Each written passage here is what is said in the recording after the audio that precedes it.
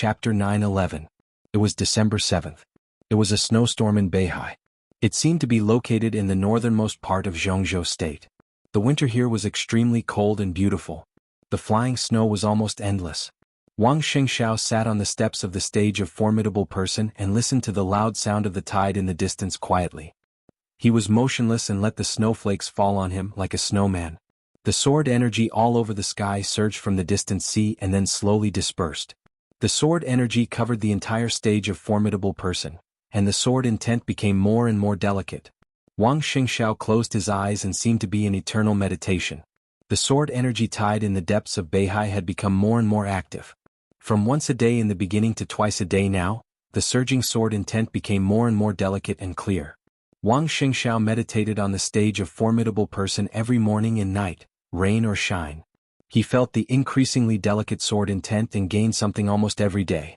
After his martial arts officially broke through the peak of the thunder-shocking realm and became a half-step invincible realm expert, his meditation in the sword intent was far more efficient than practicing hard in other places. Wang Xingxiao meditated twice a day for about 6 hours in total, which was the limit of his meditation. It was not that his willpower couldn't support him to continue meditating, but as the patriarch of the Wang family of Beihai, it was really difficult for him to spare extra time for cultivation. However, although 6 hours of meditation a day was not much in the sword energy tide, it was equivalent to about a week of hard practice in a normal state or even more. Meditation was to train his willpower and establish his own martial arts path in the deepest level of quietness. Now he gained something every day and he gained something every day in the half-step invincible realm. It was absolutely a terrifying thing. The peaceful and heavy sword energy tide began to fade slowly, becoming more and more ethereal and lofty. Wang Xingxiao opened his eyes and stood facing Beihai for a while. Then he slowly turned around and walked down the stage of Formidable Person. It was quiet on Mount Dibing. The guards stood silently in their posts like snowmen. Wang Xingxiao walked into his huge palace in the snowstorm. The heating supply in the hall of the palace was extremely sufficient. Wang Xingxiao casually took off his coat and said with a smile, "It's been quite cold recently." Lu Shuanghua was already sitting on the sofa in the hall. When he saw Wang Xingxiao, he stood up with a smile and said casually, "According to the weather station, the blizzard will last until tomorrow morning, and then it will turn into heavy snow. In the next half a month, there will be no sunny days." The meteorological observatory in Beihai had always been extremely accurate, and there was basically no deviation. Wang Xingxiao smiled and said meaningfully, "It doesn't matter. We should be able to see the sun in half a month." Lu Shuanghua nodded in agreement. She bent down to pick up a stack of documents and handed them to Wang Xingxiao. She said softly, "Everything you want is here. If there's nothing else, I should go back." He was responsible for all the intelligence of Beihai and Zhengzhou State. With Li Tianlan's release from prison, Lu Shuanghua had become the busiest person in the Wang family of Beihai. Everyone in the Wang family of Beihai was busy. A large number of people were building the defense system of Beihai, searching for the elites of the superpowers who had sneaked into Beihai, and preparing for the next decisive battle. There were battles almost every day in every city in Beihai, but Lu Shuanghua was still the busiest. Collecting intelligence about Emperor Dong's palace, targeting the prince group, and using some information to attack the opponents, Zhengzhou State was really turbulent in a few days. Lu Shuanghua didn't even have time to rest. "Don't worry. You can leave after dinner. There are many things to do." Wang Xingxiao waved his hand and asked Lu Shuanghua to sit down. He looked down at the report in his hand. This was an assessment report that could not be said to be detailed. Could even be said to be very rough and simple. Not only the Wang family of Beihai but also all the superpowers in the world, even many countries, groups and wealthy families in Zhengzhou State had a similar report. However, because different countries and wealthy families had different resources, the contents of their reports would be different. Relatively speaking, the contents of the Wang family of Beihai's report were undoubtedly more substantial. This was a report about Emperor Dong's palace. Emperor Dong's palace did not invite anyone to the funeral in Xinyuan City 2 days ago. But countless eyes were focused on Xinyuan City. So when the funeral began and Li Tianlan and Qin Weibai knelt in front of the cemetery at the same time, a piece of shocking news swept the world like a hurricane. After Saint Wei Kunlun, Emperor Dong's palace welcomed the second deputy palace master of the invincible realm, Situ Sanyue, the hidden god of Zhengzhou State. Sai City of Zhengzhou State would be merged into Emperor Dong's palace and renamed Hall of Falling Stars. All the top assassins of Sai City had found their positions in Emperor Dong's palace. Compared with Situ Tsangyue joining Emperor Dong's palace, the identity of military counselor was more frightening. Military counselor Han Donglu.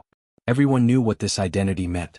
On the afternoon of the funeral, Li Tianlan and Han Donglu had signed a series of documents at the headquarters of Emperor Dong's palace. The Flourishing Age Fund would be merged into Emperor Dong's palace. In the series of documents, Han Donglu directly and unconditionally transferred 85% of the shares of the Flourishing Age Fund to Li Tianlan.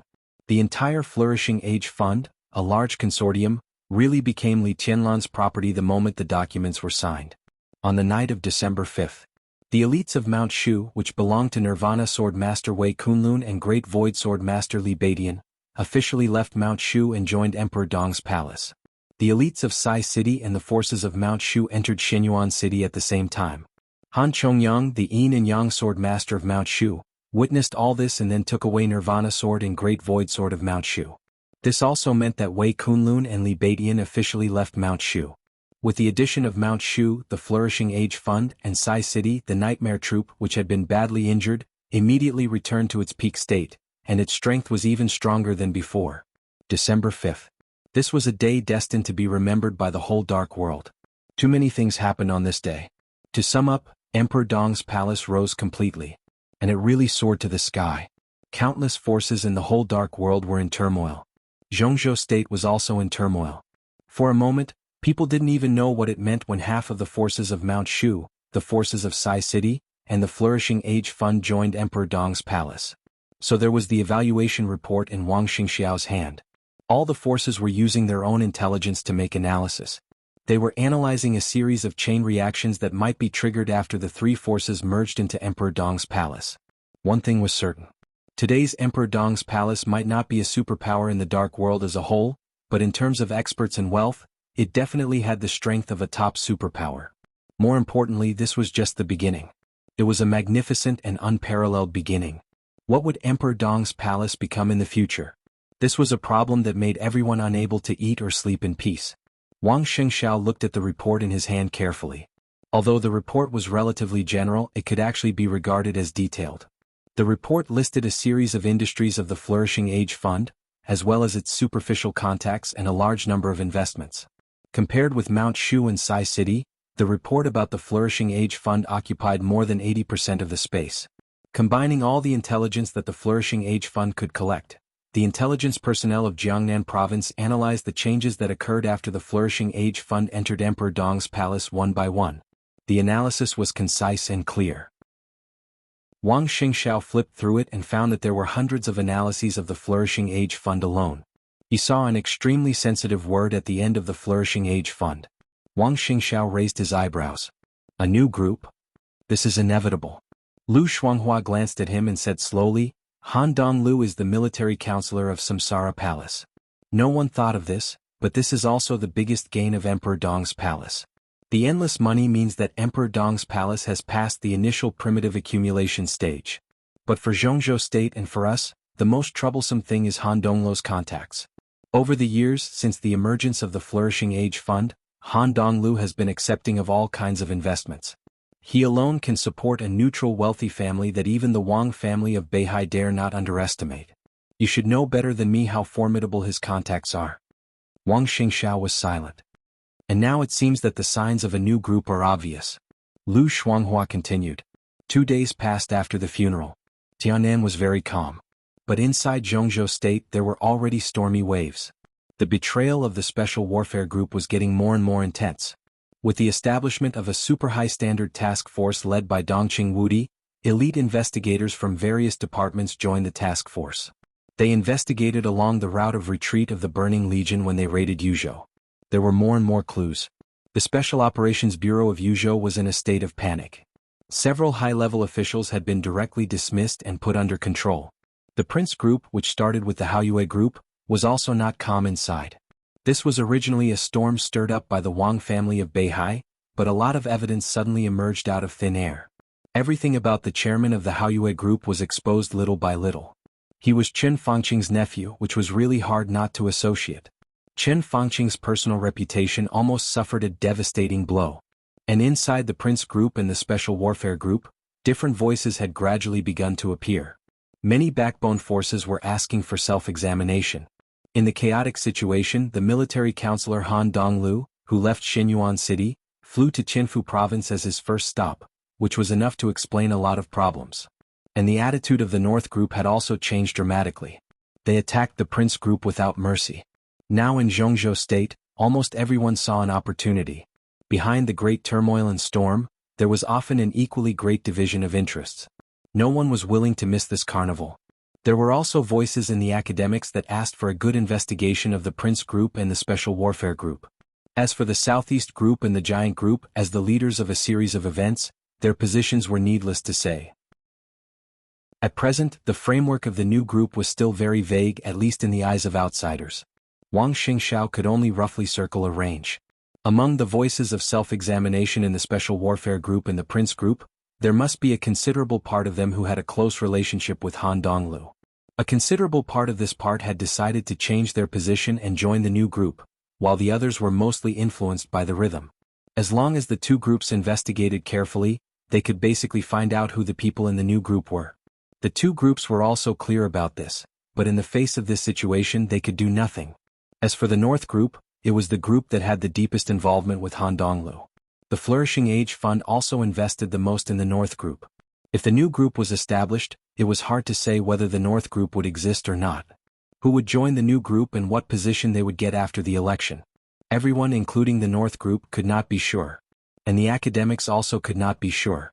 For the time being, it was hard to say whether those who insisted on investigating the Prince Group and the Special Warfare Group were doing it for their personal interests or for the new group. As for the Southeast Group, a few names flashed through Wang Xingxiao's mind, and he had another headache. Everyone in the Southeast Group was attacking the Prince Group to death. At present, it was impossible to tell how many people had other ideas. Not counting those who could not be confirmed, Wang Xingxiao could be sure that they were a big force. Some of them had been loyal to the Li family when Beihai and the Li family were close. What was a group? The so-called group was the power produced by the combination of relatively loose and vague organizations with clear positions. This was not a company party. The senior officials scattered all over Zhongzhou State had their own attitudes. In many cases, it was hard to tell who was on whose side. Each group roughly had its own core circle, which was also the core force of the group, and most of the others were relatively peripheral personnel. The new group appeared very suddenly. This also meant that for many years or even 1 or 2 elections in the future, it was difficult for anyone except Emperor Dong's palace to really confirm the specific lineup of the new group. Some core members with high positions could confirm it. But what about the people 1 level lower? What about the people 1 level lower? This also meant that in the future all the major groups would be in the same position as the new group. This kind of advantage was so huge that it was unimaginable. Maybe the major groups would push the candidates they favored and supported, only to find out in the end that they were cultivating talents for the new group. This was very likely. As for the general election next year, the situation of the general election would be more complicated than before. Why not merge with the Giant Group? Li Tianlan will also be the leader of the Giant Group in the future. Wang Xingxiao said slowly. It's impossible for Emperor Dong's palace to do this. The disadvantages outweigh the advantages. It's not easy to control. Lu Shuanghua shook her head. The new group, Wang Xingxiao muttered to himself and smiled bitterly. He held the information and was silent for a long time. He was very ambitious and wanted a lot. In the final battle in Beihai, in addition to killing all the enemies, his most important goal was the Xinyuan Feng in Li Tianlan's hand. Or rather, ruthlessness. That was an important condition to ensure that the Wang family of Beihai was invincible. As compensation for Li Tianlan, after he got ruthlessness, he originally planned to give Li Tianlan a new group. But now a new group had appeared. So what else could he give? It was impossible to take Xinyuan Feng without paying a huge price. If he snatched it, it meant that after the final battle in Beihai, the cooperation between the Wang family of Beihai and Emperor Dong's palace would be completely broken. They would turn against each other and then become mortal enemies. If that was the case, Wang Xingxiao was not afraid. With Xinyuan Feng, even Li Tianlan would not be his opponent. But the problem was that once he snatched it, the Lin clan's attitude would change. Wang Xingxiao rubbed his forehead hard. After a long time, he muttered to himself, "It's really difficult." Chapter 9:12. Wang Xingxiao finally put down the document in his hand. Countless analyses in this document were favorable to Emperor Dong's palace, which meant that the intelligence personnel and senior personnel of the Wang family of Beihai were optimistic about the integration of the Flourishing Age Fund, Sai City, and Mount Shu with Emperor Dong's palace. They were optimistic about the abilities of Li Tianlan, Wei Kunlun, Han Donglu, and Situ Tsangyue. They didn't think that the merger would bring trouble to Emperor Dong's palace. On the contrary, the merger would only bring Li Tianlan huge and irresistible benefits. This was not what Wang Xingxiao had expected. To be exact, the fact that several superpowers joined Emperor Dong's palace one after another was not what Wang Xingxiao had expected. He looked calm on the surface, but his mind was in a mess. The more he read the document, the less he could make up his mind. Shaking his head, Wang Xingxiao smiled and said, "That's it for now. Stay for lunch and have a drink together." Lu Shuanghua hesitated. He nodded and said, "All right." He stood up and said, "I'm going to talk to Xian Ming." As the person in charge of all the intelligence of Beihai and Zhongzhou State, it was necessary to talk to the person in charge of all the intelligence of Beihai and unify the intelligence in his hands. Wang Xingxiao nodded and agreed. Lu Shuanghua bowed slightly and took his leave. Just as he was about to leave the hall, his footsteps paused as if he wanted to say something. "What?" Wang Xingxiao noticed his abnormality and asked casually. Lu Shuanghua hesitated. Then he turned around and smiled. "Patriarch, what's the attitude of the Wang family of Beihai toward Emperor Dong's palace?" He had to ask this question clearly. Regardless of what he thought in his heart, he was the person in charge of Jiangnan society, responsible for collecting all the intelligence of Zhongzhou State for the Wang family of Beihai. The rise of Emperor Dong's palace was unstoppable. In the future, Li Tianlan would be more and more important on the stage of Zhongzhou State. If he did not figure out the attitude of Mount Dibing in advance, it meant that Jiangnan society was likely to lose some important intelligence. "What do you mean?" Wang Xingxiao remained calm. "As far as I know, although we are not on good terms with Emperor Dong's palace now, at least we have the same goal. But when our development model overlaps and we have a strong enemy, the two forces with the same development model are each other's best allies. That is to say, the current strength of Emperor Dong's palace is not bad for us." Lu Shuanghua said calmly. "That's right." Wang Xingxiao nodded. "But you missed one word now. The strength of Emperor Dong's palace is not bad for us now, but this kind of strength can't go beyond the limit. We are allies with Emperor Dong's palace, but no one in the Wang family of Beihai wants the so-called allies to be stronger than themselves. The two sides can cooperate now because they both need to protect themselves. They have common interests and a common position. But what about after the Prince Group's matter ends? With a strong enemy on the side, the two forces with overlapping development models are indeed the best allies for each other. But Zhongzhou State can't always target Beihai and Emperor Dong's palace. Zhongzhou State needs opportunities. When there are no opportunities, tell me, what are the two forces with almost overlapping development models? Lu Shuanghua was silent for a while, then said softly, "Opponent. There's no need to fight to the death, but it's destined that we can't coexist peacefully." Wang Xingxiao said slowly, "To some extent, this kind of relationship is also a means to calm down strong enemies." He leaned back and said, "You know what to do." Lu Shuanghua nodded, stood there for a while, then turned around and left the hall. A tall lady walked in at the same time. Lu Shuanghua glanced at her. The two nodded slightly and walked past each other. The woman paused in front of the hall door, turned her head and looked at Lu Shuanghua thoughtfully, then walked into the hall. Wang Xingxiao had already stood up from the sofa and called his aunt. "There's no problem in Xingzhou, at least for the time being," Phoenix, who had an obvious scar on her face, said in a calm tone. This woman, who was entangled with the Wang family of Beihai but had to stay in Beihai because of summer solstice, could be said to be the strongest combat force of the Wang family of Beihai now. She and Wang Tianzong's protector, Punishment, had been traveling to various cities in Beihai in recent days. After getting the exact information, she killed nearly 10 thunder-shocking realm experts in a short time. Today, the elites of the superpowers lurking in Xingzhou had basically been killed. "Thank you for your hard work, Aunt." Wang Xingxiao smiled. "But new lurkers will soon enter Xingzhou. There's no end to these people. Recently, their actions are getting more and more obvious, especially in East Island. They almost don't cover up anymore. Just kill them again." Phoenix's voice was calm and cold. Wang Xingxiao nodded, sat down again and said, "Aunt, what can I do for you? Let me see how you're going to court death." Phoenix stared into Wang Xingxiao's eyes and said seriously. Wang Xingxiao looked up in surprise, a little confused. Emperor Dong's palace now has 2 invincible realm experts. You know what that means. Their military power may still be weak, but if you only look at the experts, they have 2 invincible realm experts in Li Tianlan, who hasn't reached the invincible realm but whose combat capability is very likely to be close to the peak of the invincible realm. Now Emperor Dong's palace can be said to be the #1 superpower in the dark world in terms of high-end combat capability. You want to cooperate with them, and now you are already in a cooperative state. Emperor Dong's palace has the flourishing Age Fund, Sai City, and half of the power of Mount Shu. Don't forget the relationship between Jade Pool and Zhongzhou State and the Dongqing clan. Next, a large part of Jade Pool's power may also join Emperor Dong's palace. They have money and people, and their military power will soon become strong. Your cooperation with Emperor Dong's palace is tantamount to asking a tiger for its skin. What's worse is that in this cooperation you still want to get Shen Yuanfeng. Xia Huang paused, looked at Wang Xingxiao and said with some incomprehension, "Do you really want to die?" Wang Xingxiao was silent for a long time before he said slowly, "That's the core that can guarantee the Wang family of Beihai's invincibility. With Wu Qing, even if my father hasn't recovered from his injury, I can still be invincible in the world. Even if my martial arts can't make any progress in my life, Li Tianlan will become the chosen one in the future. And the Wang family of Beihai will also have the capital to fight against Emperor Dong's palace in the most cutting-edge combat capability. We now have a very good opportunity, or even the best opportunity.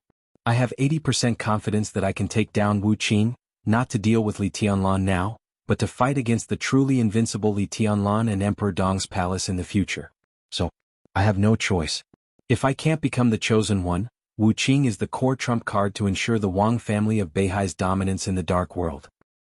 Wu Qing, Phoenix murmured to herself. Shen Yuanfeng is conscious and has its own thoughts and will. Right now, it's the amalgamation of many murderous weapons. When it has enough energy, its will is the most active. You can't say that it's a sword, you can even treat it like a person. Wang Xingxiao said slowly. "Hey," Phoenix sneered. "A person? If it can be regarded as a person, then it can be said to be truly loyal to Li Tianlan. If you take it away, will it definitely work for you? It is the fusion of many murderous weapons. What is a murderous weapon? For a force, a murderous weapon is enough to make them fight for it. If you take Shen Yuanfeng, do you think Li Tianlan will let it go? He doesn't need the so-called new group you gave him now. As long as I get Wu Qing, I naturally won't be afraid of Li Tianlan." Wang Xingxiao said calmly. "Wu Qing is not yours. Can you make use of it?" Phoenix narrowed her eyes. She didn't understand Wang Xingxiao's persistence. "And even if you can make use of Wu Qing, it is a murderous weapon in nature. When its energy is exhausted, the role it can play is extremely limited.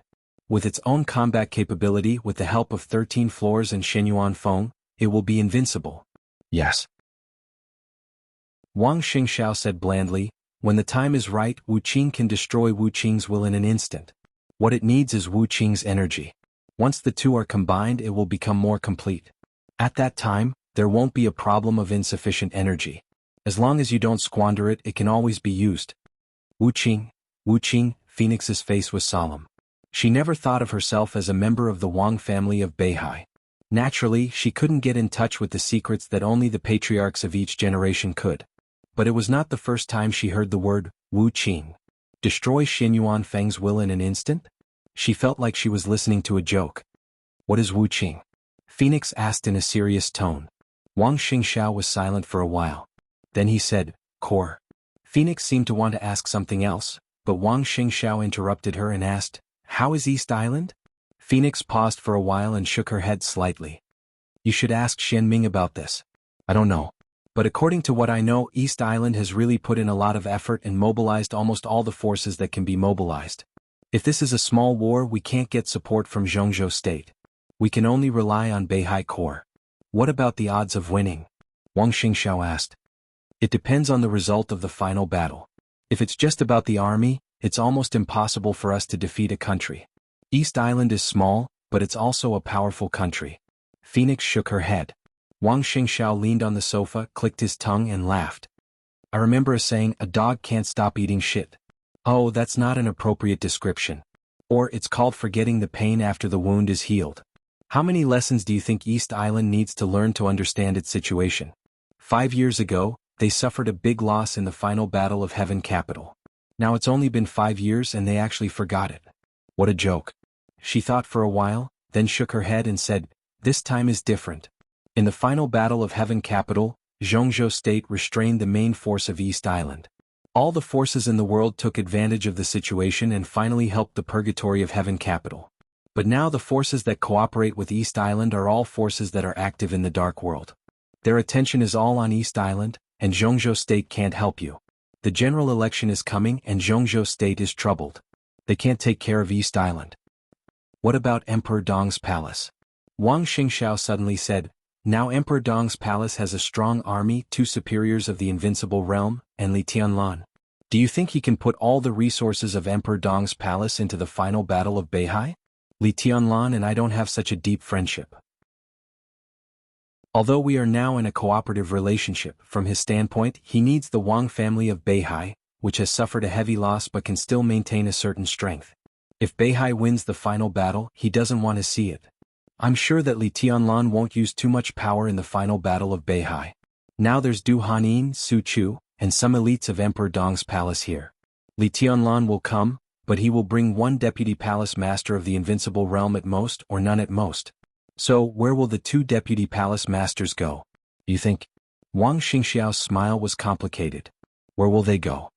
Phoenix subconsciously straightened her body. East Island. Wang Xingxiao nodded. It's obvious, isn't it?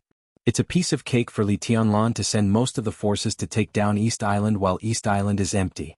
But in this way, Xinyuan City and Emperor Dong's palace will also be empty inside. Aren't they afraid? Afraid of what? Wang Xingxiao interrupted her. Is there anything in Xinyuan City that needs to be protected now? The construction of the city did cost a lot of money, but now Li Tianlan is not short of money. So what if he demolishes the castle? At worst he can rebuild it. Besides, who will be interested in his castle? This has been proven long ago. In the past 2 years, except for the Burning Legion's raid on Tunan, Saint has been in Yuzhou for the past 2 years. Emperor Dong's palace is not invincible, but who dares to touch them? Let's not talk about whether they dare or not. What's the point? With the current strength of Emperor Dong's palace, no matter which force dares to touch the headquarters of Emperor Dong's palace, they will have to face Li Tianlan's crazy revenge. It's not necessary. Emperor Dong's palace must go to East Island. Not only Emperor Dong's palace, but also the Purgatory of Heaven Capital has been silent for too long. After the final battle of Heaven Capital, my father fought with Li Guangtu. He told me in private that Li Guangtu's martial arts were very special. Being able to return to the peak of the Invincible Realm was enough to explain a lot of things, but it also limited his upper limit. He couldn't touch the real Supreme Realm, but in terms of rebuilding the foundation, his martial arts were indeed unparalleled. In 2 years, Li Guangtu could at least restore some combat capability. In 2 years, Li Guangtu can at least restore some of his combat capability. Now East Island mobilizes people on a large scale, and its interior is empty. How can the Purgatory of Heaven Capital, which has been excluded in the past 2 years, let go of such a good opportunity? They will definitely take action. East Island's character is really stupid. After this, East Island will be very lively. East Island, Emperor Dong's palace, and the Purgatory of Heaven Capital will divide the world into 3? His voice was a little emotional. The most uncomfortable thing is that we have to deal with the next final battle. I'm afraid we won't have a share in East Island, the fat meat. He shook his head. What a pity. Chapter 9:13. 2 Invincible Realm Experts. The bright sun shone in the study. His Majesty gently dragged the information in front of him over and said with a smile, "It's really difficult to deal with."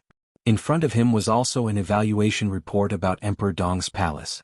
After the funeral, Emperor Dong's palace was more powerful than before, and it no longer had any obvious shortcomings. With Sai City, the Flourishing Age Fund, and half of Mount Shu joining Emperor Dong's palace, and with Li Tianlan's return, the strength of Emperor Dong's palace was not simply doubled.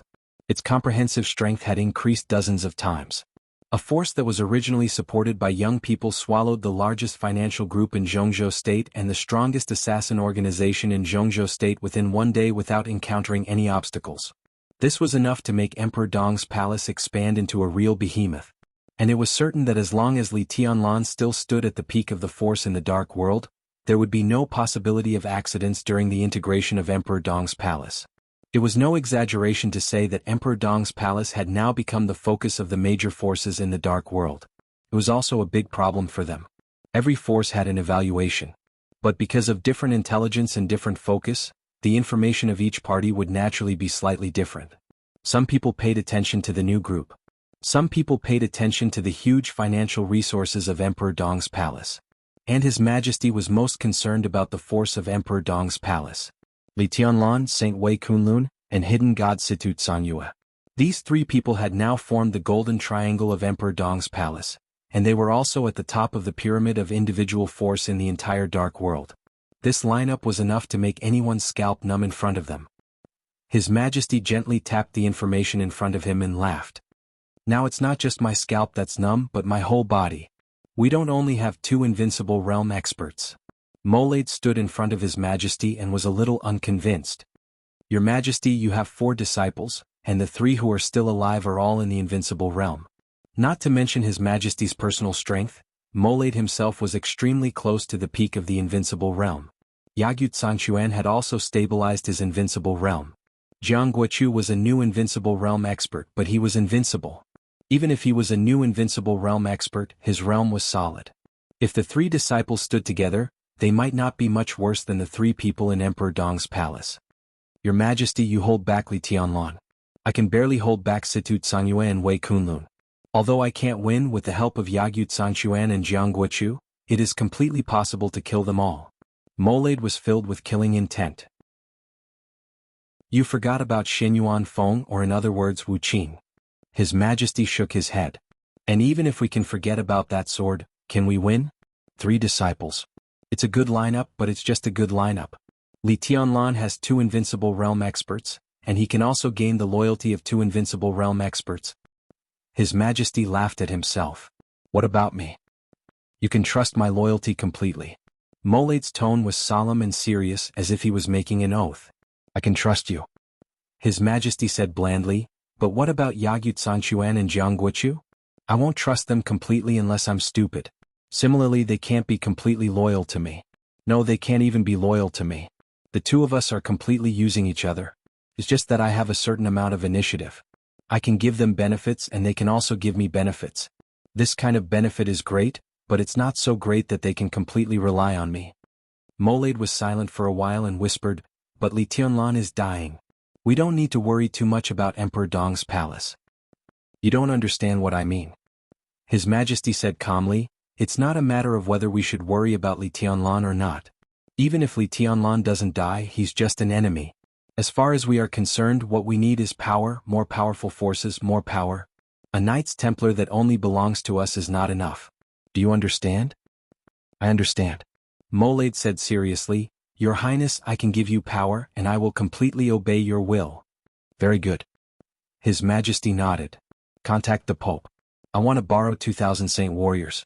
If he is willing, I can agree to 2 conditions.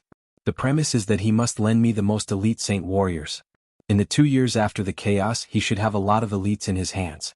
2,000 Saint Warriors? Molade was a little stunned. He shook his head subconsciously. You want the Holy Disarmament Corps to participate in the final battle in North Sea? That's impossible. It's hard for him to agree. Not North Sea. His Majesty narrowed his eyes. It's East Island. Don't you think that East Island is too empty now? Emperor Dong's palace, which is so empty that its strength has greatly increased, will definitely not let go of this opportunity. Similarly, the Purgatory of Heaven capital will not let go of this opportunity either. Molade's body trembled. He lowered his head, thinking about the possibility of borrowing 2,000 Saint Warriors. If it was used in the final battle in North Sea, it was almost impossible. North Sea was too sensitive now. There were Zhongzhou State, East Island, Emperor Dong's palace, the Jiang family of South America, and countless other forces involved. The eyes of the whole world fell on this place. Even if His Majesty in the Holy Land wanted to do something, it would not be convenient.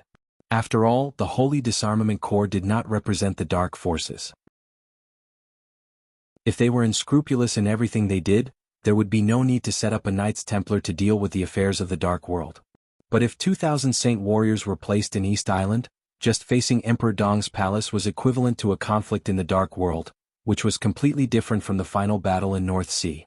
2,000 saint warriors? He muttered to himself and suddenly said, 2,000 people, is that enough? There's no other way. If the Pope agrees, 2,000 people should be his bottom line. It's impossible to add one more. His Majesty shook his head.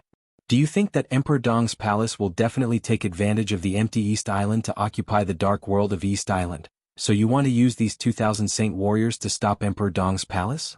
Molade hesitated. But now there is more than one invincible realm expert in Emperor Dong's palace.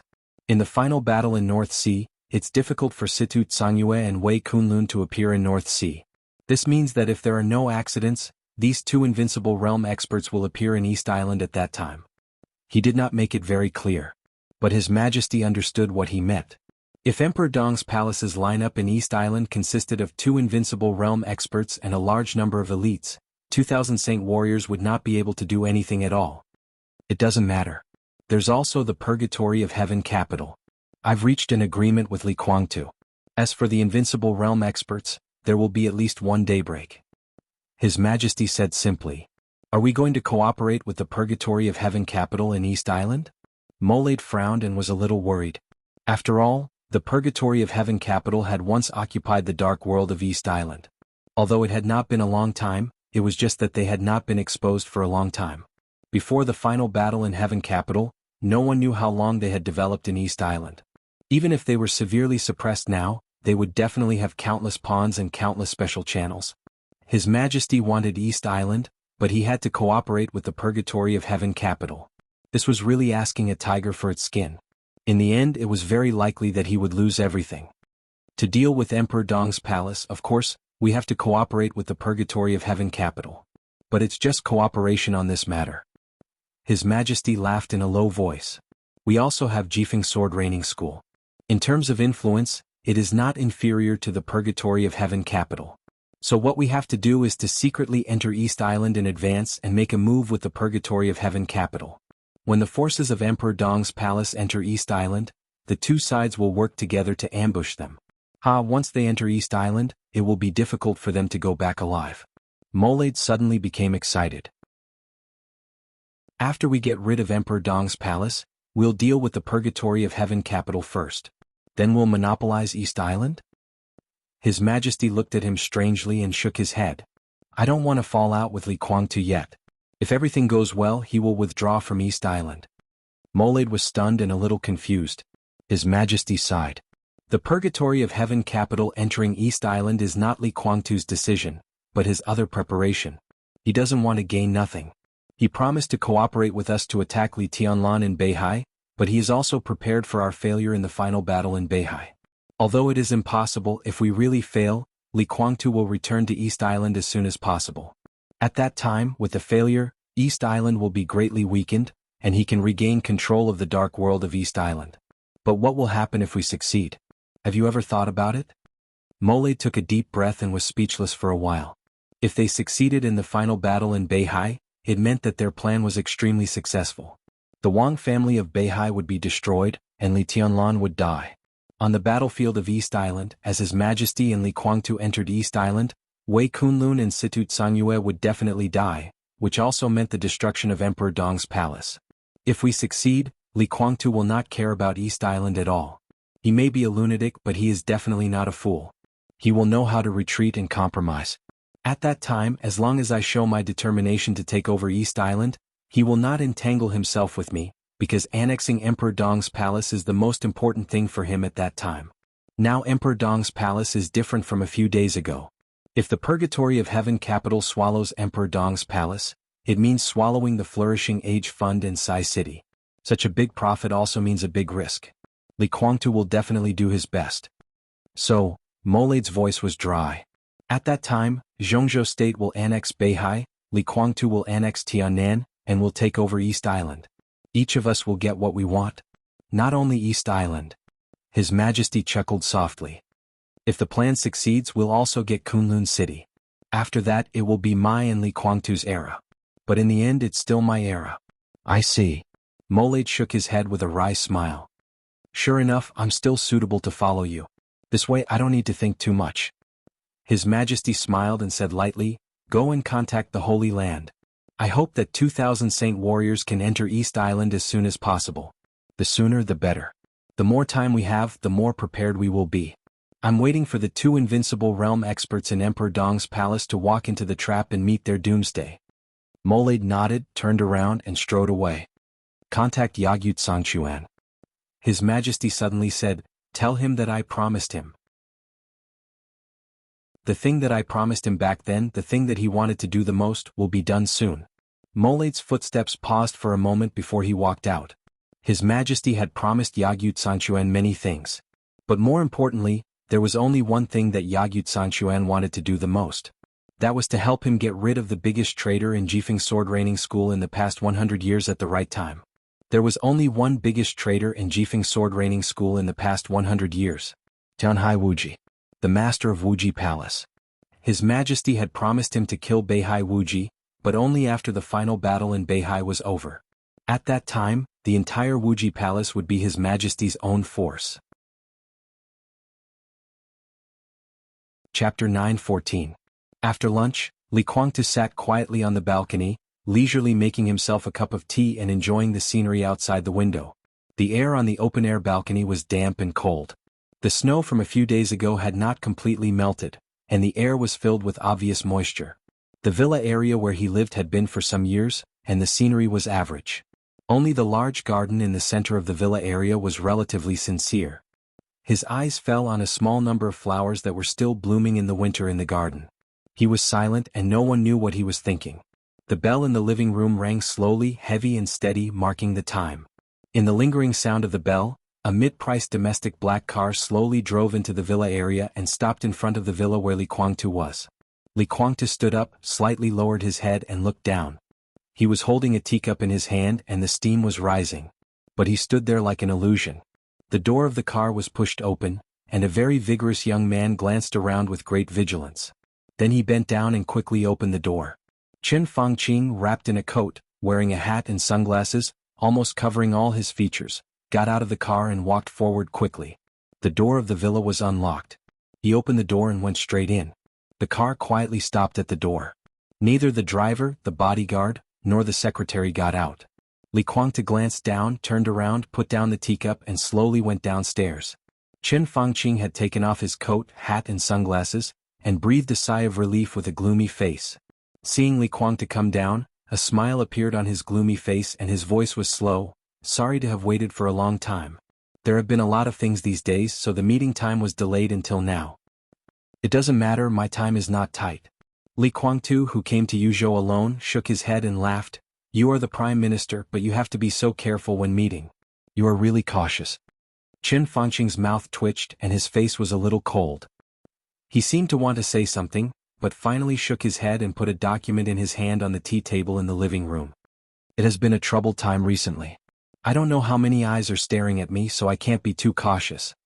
He said slowly. Understandable. Li Kuangtu nodded. The matter of Haoyue Group became more and more serious.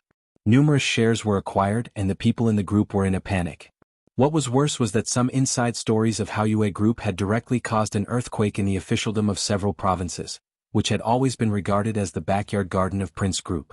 Not only that, some industries that Haoyue Group was deeply involved in were constantly exposed to shady deals. Not only Qin Fangqing but the whole Prince Group was also in a mess. Some other voices inside the Prince Group were getting louder and louder. In some private occasions, a speaker of a province even directly asked someone to stand up and take responsibility in order to reverse the current passive situation. This, someone, undoubtedly referred to Qin Fangqing. The Haoyue Group was just one of the breakthroughs. Another breakthrough point was Qin Fangqing's daughter, Qin Lijuan. An investigation team had been stationed in a large state-owned investment group under Qin Lijuan's control the day after her accident. Although it was not a long time after a thorough investigation, they had found countless jaw-dropping pieces of evidence. In less than 8 years when Qin Lijuan controlled the investment group, the group had lost nearly 1.6 billion. The loss of assets in Zhongzhou was extremely serious, and a considerable part of it fell into Qin Lijuan's private pocket. Moreover, although she was middle-aged, she was still very charming. Her private life was extremely exaggerated and extravagant. Only in Yuzhou, she had nearly 30 houses and more than 20 lovers. Among Qin Lijuan's 20 lovers, half of them were the leaders of Prince Group, and there were also several rich people, 2 popular male stars and even a college student. The detailed investigation had been in-depth to the point that it could not be more detailed. The dirty tricks in the account of the investment group and the list of Chen Lijuan's lovers had once again caused significant damage to Prince Group. All the damage accumulated, Qin Fangqing's pressure could be imagined. His status was no longer a matter of stability. If it went on like this, he might immediately be abandoned by Prince Group after the election. If Prince Group could still hold on until then. Everything you want is in it. Qin Fangqing pushed the materials on the tea table to Li Guangtu and said in a deep voice, "My trump card." Li Guangtu's eyes narrowed slightly. After a moment of silence he asked, "All of them?" "We have no choice," Qin Fangqing said faintly. With His Majesty as a lobbyist, Yuan Lin had a good talk with Li Guangtu and Tianan. The so-called good talk did not mean that the cooperation was successful, but that Li Guangtu had no possibility of refusing the cooperation. The cooperation between Purgatory of Heaven Capital and Qin Fangqing was a great risk for both parties. Because they were plotting Beihai and Emperor Dong's palace. If he failed, needless to say, Qin Fangqing could hardly protect himself. This time he pushed for the decisive battle in North Sea to fight desperately in a desperate situation. He had put all his chips on the line and had no way out. If he failed, his reputation would be ruined. Li Tianlan and Wang Xingxiao would not let him go. He was bound to become a zhongsher. He would inevitably become the most miserable prime minister in the hundreds of years since the founding of Zhongzhou. It could be said that he would really be smashed to pieces. For Purgatory of Heaven Capital, or for Li Guangtu, the price of failure was also hard for him to bear. He participated in the decisive battle in Beihai to kill Li Tianlan. He was the heir of the Li family designated by Li Honghe. There were too many and complicated ties between the Purgatory of Heaven Capital and Emperor Dong's palace. Li Guangtu and Li Tianlan might be pure enemies, but the elders of the Li family in Emperor Dong's palace and some generals of the Purgatory of Heaven Capital would not so easily make up their minds to kill Li Tianlan. If Li Tianlan died, it would be fine. If Li Tianlan did not die, the Purgatory of Heaven Capital and Emperor Dong's palace would completely fall out with each other. There were still a considerable number of people in the Purgatory of Heaven Capital who had not made up their minds. They were still wavering between Li Guangtu and Li Tianlan. Once the two sides fought, the Purgatory of Heaven Capital would risk losing control.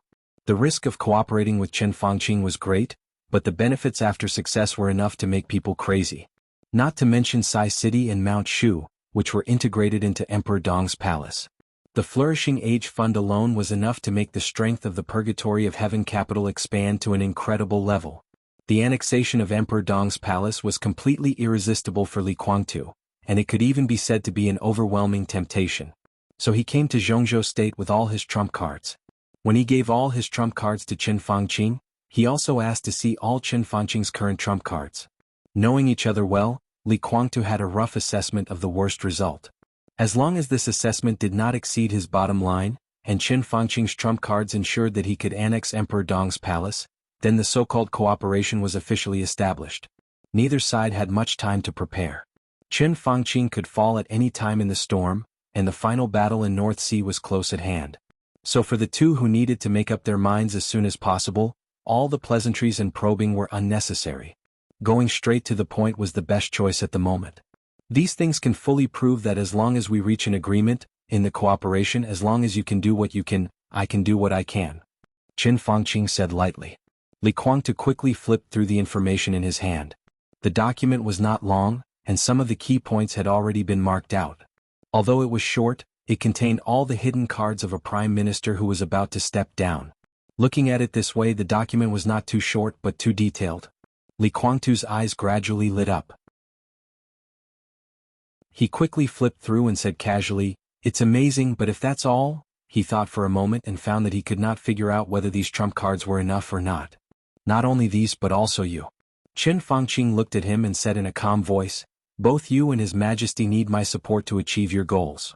But similarly, after destroying North Sea and Emperor Dong's palace, I also need your support to completely stabilize the situation." Li Guangtu was silent for a long time before he nodded and said, "In this case, there should be no problem. Your Emperor Dong's palace and his Kunlun city." Qin Fangqing's eyes seemed to be burning with an inextinguishable flame. "My Zhongzhou state." Li Guangtu roughly skimmed through the information and began to read it carefully. He smiled casually and said, "Do you want to completely control us?" It's the need for balance. Qin Fangqing said seriously, I have to make one thing clear. If you annex Emperor Dong's palace with my support, then in some aspects, you must abide by my rules or the rules of Zhongzhou State. I'm not worried about Kunlun City. Although its system is beyond the rules on the surface, it is also the product of survival under the rules. As for Emperor Dong's palace, I don't want and will never allow your Emperor Dong's palace or the Purgatory of Heaven capital to become the second Wang family of Beihai. You can't get the same free power as the Wang family of Beihai. The political power and military power of Tianan should be in the hands of Zhongzhou State. It's understandable. Li Kuangtu said lightly, but it's hard for me to accept it. In return, the Purgatory of Heaven capital can expand infinitely, and Zhongzhou State will also give you secret support when necessary. Qin Fangqing said seriously, Zhongzhou State, you and His Majesty, I hope to form a real win-win relationship. We can cooperate with each other and check and balance each other. Zhongzhou State doesn't need cancer, never. Secret support? Li Kuangtu thought for a moment and asked, what kind of support? Everything. Qin Fangqing said lightly, money, intelligence, technology, force, any kind of support. Li Kuangtu took a deep look at him. This was the order that Qin Fangqing thought about after winning the final battle. But obviously he hadn't thought about the specific rules. This meant that after winning the final battle, there was still a lot of room for negotiation.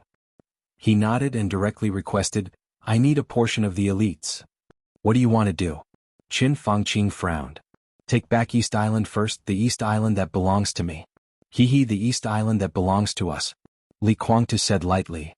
East Island? Qin Fangqing frowned. You've restricted Situ Cangyue and Wei Kunlun. They can't appear in Beihai, but they will definitely appear in East Island. I need some power. Li Kuangtu said calmly. Qin Fangqing thought for a while and finally nodded.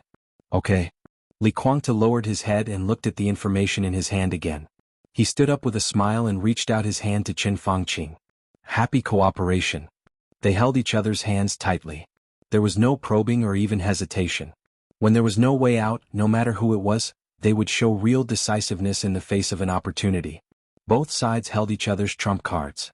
Now, the possibility of betrayal was out of the question. In the face of huge interests, cooperation almost didn't need hesitation. The gloominess on Qin Fangqing's face disappeared little by little, and he seemed to relax a lot. How is the preparation in Beihai going? Li Kuangtu asked. Almost done. It will take about 10 days. Qin Fangqing smiled and his eyes flashed with extremely cold light. He said softly, 10 days later it will be our world. Li Kuangtu nodded, and after a moment of silence he said slowly, I remember that Yuan Lin told me in Tianan that before that, you want to give Li Tianlan a big gift? Qin Fangqing raised his eyebrows. When he was about to speak, there was a sudden knock on the door. The door of the villa was open. Yuan Lin stood in front of the door with a serious face. Come in. Qin Fangqing said in a deep voice. Yuan Lin walked in quickly, holding a photo in his hand. Li Kuangtu's eyes narrowed subconsciously, and he didn't say anything. Prime Minister. Yuan Lin walked quickly to Qin Fangqing and whispered, the target has been locked. Where is she? Qin Fangqing's eyes lit up and his voice was cold. Boarding. Yuan Lin whispered. Qin Fangqing was silent and didn't speak for a while. The other party booked a ticket to Nanyun at 9 o'clock in the evening. If there is no accident, she should want to go directly to Xianyuan City from Nanyun. Yuan Lin said softly, we have investigated the surroundings. It is not a trap. Be cautious. Qin Fangqing's voice was low. Got it. Yuan Lin nodded. Seeing that Qin Fangqing didn't give him any instructions, he took a deep breath and quietly left. He took the photo in his hand and opened the address book. He sent the photo to a number in the address book that he had never contacted. Li Kuangtu looked at Yuan Lin's back and suddenly said, be careful, don't miss. Qin Fangqing smiled and was full of confidence. The only invincible realm killer in the dark world now takes action in person. How can he miss? Li Kuangtu raised his eyebrows and didn't say much. At the same time, boarding. In the dark hotel room, Ju, who was sitting quietly and silent, picked up the mobile phone in his hand. A photo appeared on the mobile phone. In the photo there was a beautiful young woman. She was wearing a beige windbreaker. She had exquisite short hair and a tall figure, revealing half of her pure and enchanting side face. The background of the photo was under the lights at night. The light shone on her, and her posture was fixed in the movement of walking forward. It was a kind of indescribable quiet and hazy, with a sense of nobility and laziness. Ju looked at the photo quietly and his eyes were extremely hot. It was a kind of naked desire to conquer and possess that a male showed after seeing a perfect female. This photo. This side face. It was the side face of Wang Yuetong, the little princess of the Wang family of Beihai, the daughter of Sword Emperor and the daughter of Dong Huang. Ju laughed nervously and his eyes were extremely excited. The phone suddenly rang. Ju couldn't wait to answer the phone. "Your Highness, we have locked on the target. You can take action." A steady voice sounded on the phone. "I will look for opportunities." Ju took a deep breath and was a little impatient. "The target will fly directly to Nanyun at 9 o'clock tonight. We don't have much time." The steady voice reminded him. "Then let's do it at the airport." Ju's eyes lit up. "Tell me the target's current location." Although he was excited, he didn't forget the most basic tightness. Now he lurked around the target.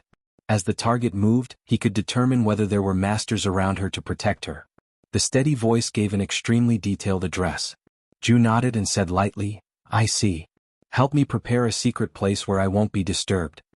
The voice on the phone hesitated. "This is my deal with that person." Ju licked his lips excitedly. "We agreed that I can kill Wang Yuetong, but only if you let me play with her for a few days." His voice trembled slightly with excitement. "I haven't played with a real princess yet. Ha ha ha ha ha ha ha, this may be my only chance. Don't worry, I won't let her get out of bed alive." Chapter 9:15. The slight buzzing of the machine continued. In the dark but technology-filled hall, the light in the nutrition pod filled the foam in the pod, clearly illuminating the sleeping faces of the injured. Li Tianlan was looking at Dongqing Rushi. Situ Tsangyue was looking at Tribulation. Nalan Shuriying, with a little anxiety in her cold eyes, was carefully introducing the physical conditions of Dongqing Rushi and Tribulation. At present, His Highness's body is recovering very well. Well, this so-called well means that his body has begun to heal internally. Theoretically speaking, His Highness's body should be able to wake up, but his brain waves are very low. I have studied His Highness's recent data in detail. Nalan Shuriying looked at Tribulation in the nutrition pod and said in a low and hoarse voice, "It seems that His Highness doesn't want to wake up." Situ Tsangyue was silent. Li Tianlan turned his eyes and looked at Tribulation in the nutrition pod. He didn't know what to say. Tribulation didn't want to wake up. Even if he woke up, what could he do? His current body was extremely fragile. Although the inside of his body had initially healed, it was still extremely weak, which meant that even if he woke up, he would not be able to move for a long time. He needed to recuperate slowly and even spend the rest of his life in a wheelchair. Unless the third generation of immortality developed by Nalan Shuriying came out, it was basically impossible for Tribulation to recover to the peak state. Not to mention the peak state, it was difficult for his body to recover to the standard of ordinary people. These might all be acceptable. But how could he accept Angel's death? Angel's death almost shattered all of Tribulation's perseverance and tenacity in an instant, and shattered his soul. It was better to sink in the darkness forever than to open his eyes and face the meaningless world. Situ Tsangyue was silent for a long time before she whispered, "I can't accept it." Nalan Shuriying lowered her head slightly, looked at Tribulation in a coma and said calmly, "We still need some time. At present, we are discussing ways to give His Highness mental stimulation. There are about 10 specific ways. We need to eliminate them one by one and determine a way that is the least harmful to His Highness. We can slowly stimulate his spirit and wake him up." Situ Tsangyue nodded silently and said nothing. Nalan Shuriying breathed a sigh of relief. As soon as she relaxed, a bright and sharp gaze had enveloped her. An indescribable pressure seemed to fall on her in an instant. Her body stiffened slightly and she lowered her head. He said in a low voice, "Your Majesty, how is Rushi?" Li Tianlan asked. The corners of Nalan Shuriying's mouth twitched, but she didn't speak. She couldn't give a satisfactory answer to Li Tianlan, so she didn't know what to say at all. "Tell me the truth," Li Tianlan said lightly. "Her situation is the opposite of His Highness Tribulation's to some extent. Miss Dongqing's brain waves are very chaotic, and her data fluctuates greatly. Sometimes she is very active, but the biggest problem is her body." Nalan Shuriying said in a low voice, "Her body was completely destroyed by a huge force, and the damage was very serious. According to the information provided by you and Jade Pool, I read some data about martial arts in the database of Beihai, which roughly simulated the power of the invincible realm and the physical strength of Miss Dongqing at that time. This data is not very accurate, but it is very useful for reference. Compared with the normal power of the invincible realm and the body of the peak of the thundershocking realm, all kinds of data show that the power of the invincible realm has caused almost irreparable damage to Miss Dongqing's body. Her recovery process will be very long. Her voice gradually deepened. How long? Li Tianlan asked. It was so long that there was almost no hope. This was what Naylan Shuriying said from the bottom of her heart. But she was very clear about the consequences of this sentence. So she was silent for a while, gritted her teeth and whispered, "It will take at least 3 more years. If it doesn't go well, it will take about 5 years." "You mean at most 5 years Rushi can wake up?" Li Tianlan said slowly. He didn't use an interrogative sentence but a declarative sentence. "Yes." Naylan Shuriying gritted her teeth. At present she was most concerned about the 3 injured people. Tribulation was one of them, but the method of mental stimulation could not determine the time. As for the other 2, one was Dongqing Rushi, and the other was the one from Worry-Free Villa. Both of them were waiting for her results, or the 3rd generation of immortality potion. 5 years, this was the bottom line she gave herself. Before this time, she must officially put the 3rd generation of immortality potion into clinical use. Li Tianlan took a deep breath and slowly exhaled. 3 to 5 years? He muttered to himself and said softly, "I can wait." His voice was very soft, but it was with unconcealable hope and longing. Naylan Shuriying's heart sank slightly, but she still looked calm on the surface. She just bowed slightly to Li Tianlan. Li Tianlan stood where he was, took a deep look at Dongqing Rushi and suddenly said, "Let's go." He glanced at Situ Tsangyue. His deputy palace master still stood there and did not speak. Li Tianlan nodded and walked into the elevator alone in silence. The elevator went all the way up to the huge and incredible castle hall. Li Tianlan stood in front of the garden in the hall for a while and slowly walked out of the castle. People came and went. The daily life of Emperor Dong's palace was full of the beauty of efficiency. Every staff member of Emperor Dong's palace who passed by Li Tianlan would bow slightly. Li Tianlan responded with a smile, and his originally low mood gradually calmed down. He liked the current atmosphere very much. Perhaps in the eyes of the real big shots, this atmosphere was very messy and noisy. But for him, who had been extremely lonely since he was a child, this was the best atmosphere. The people calling him Your Majesty clearly reminded him. Because everything in front of him belonged to him alone. The same huge fountain square in front of the castle was spraying water columns. The water columns gathered in the sky, showing a colorful rainbow under the sun. Li Tianlan passed by the square and sat down casually on the lawn. He looked up at the rainbow where the water columns converged and the huge black sword under the rainbow. His heart was calm and peaceful. A cheerful voice came from behind, accompanied by the crisp sound of a bell. A big golden retriever with a silver bell tied around its neck ran over happily. It squatted beside Li Tianlan and looked up at the rainbow above the square with him. The golden retriever was already very tall. When it squatted down, it was not much shorter than Li Tianlan, who was sitting. It kept adjusting the distance and finally leaned on Li Tianlan, wagging its tail with satisfaction. Li Tianlan smiled and touched its head, as if he had returned to the time when he had traveled with it for 3 years and thousands of miles.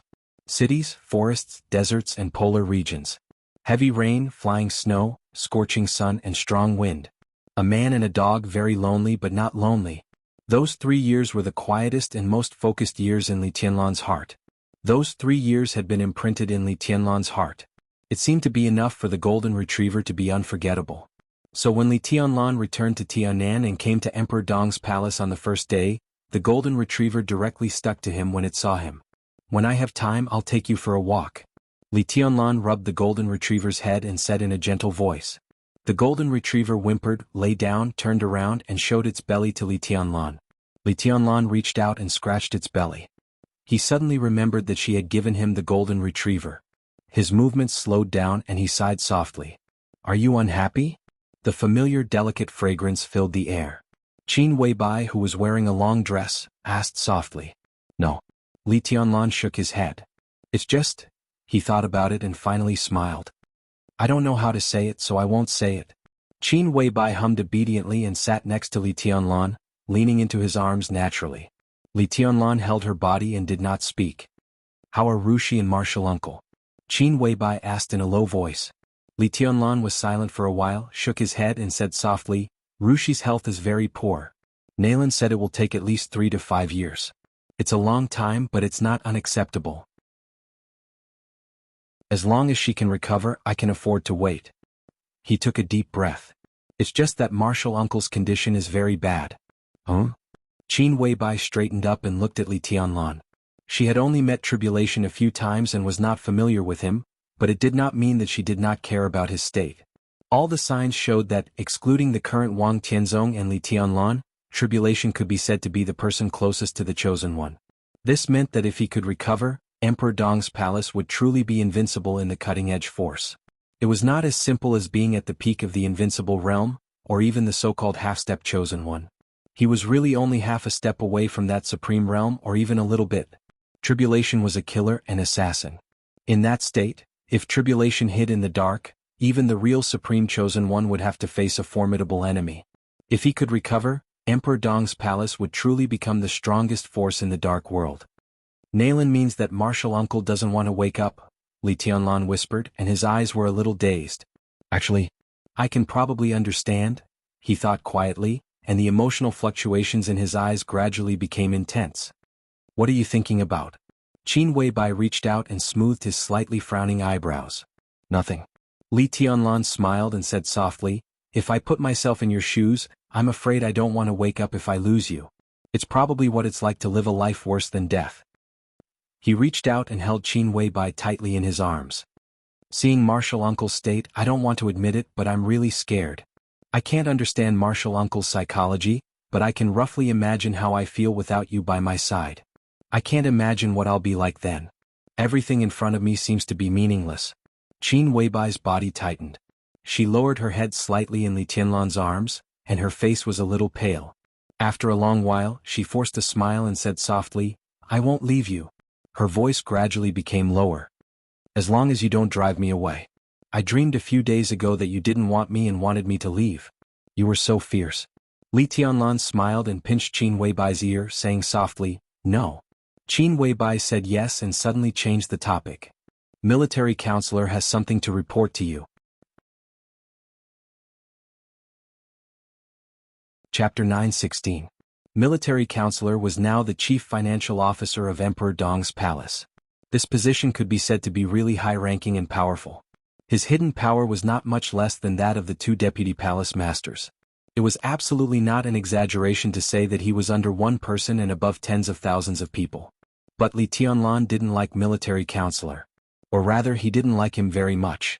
Although he brought the Flourishing Age Fund with him, he also brought some huge wealth that had not been exposed outside the Flourishing Age Fund but already belonged to Li Tianlan. But he just didn't like him. No one would like a talent who clearly had enough ability and could even be said to be at his peak but didn't want to assist him. Instead, he wanted to retire all day long. Military counselor was such a person. Not to mention that there was no sign of his personal strength declining.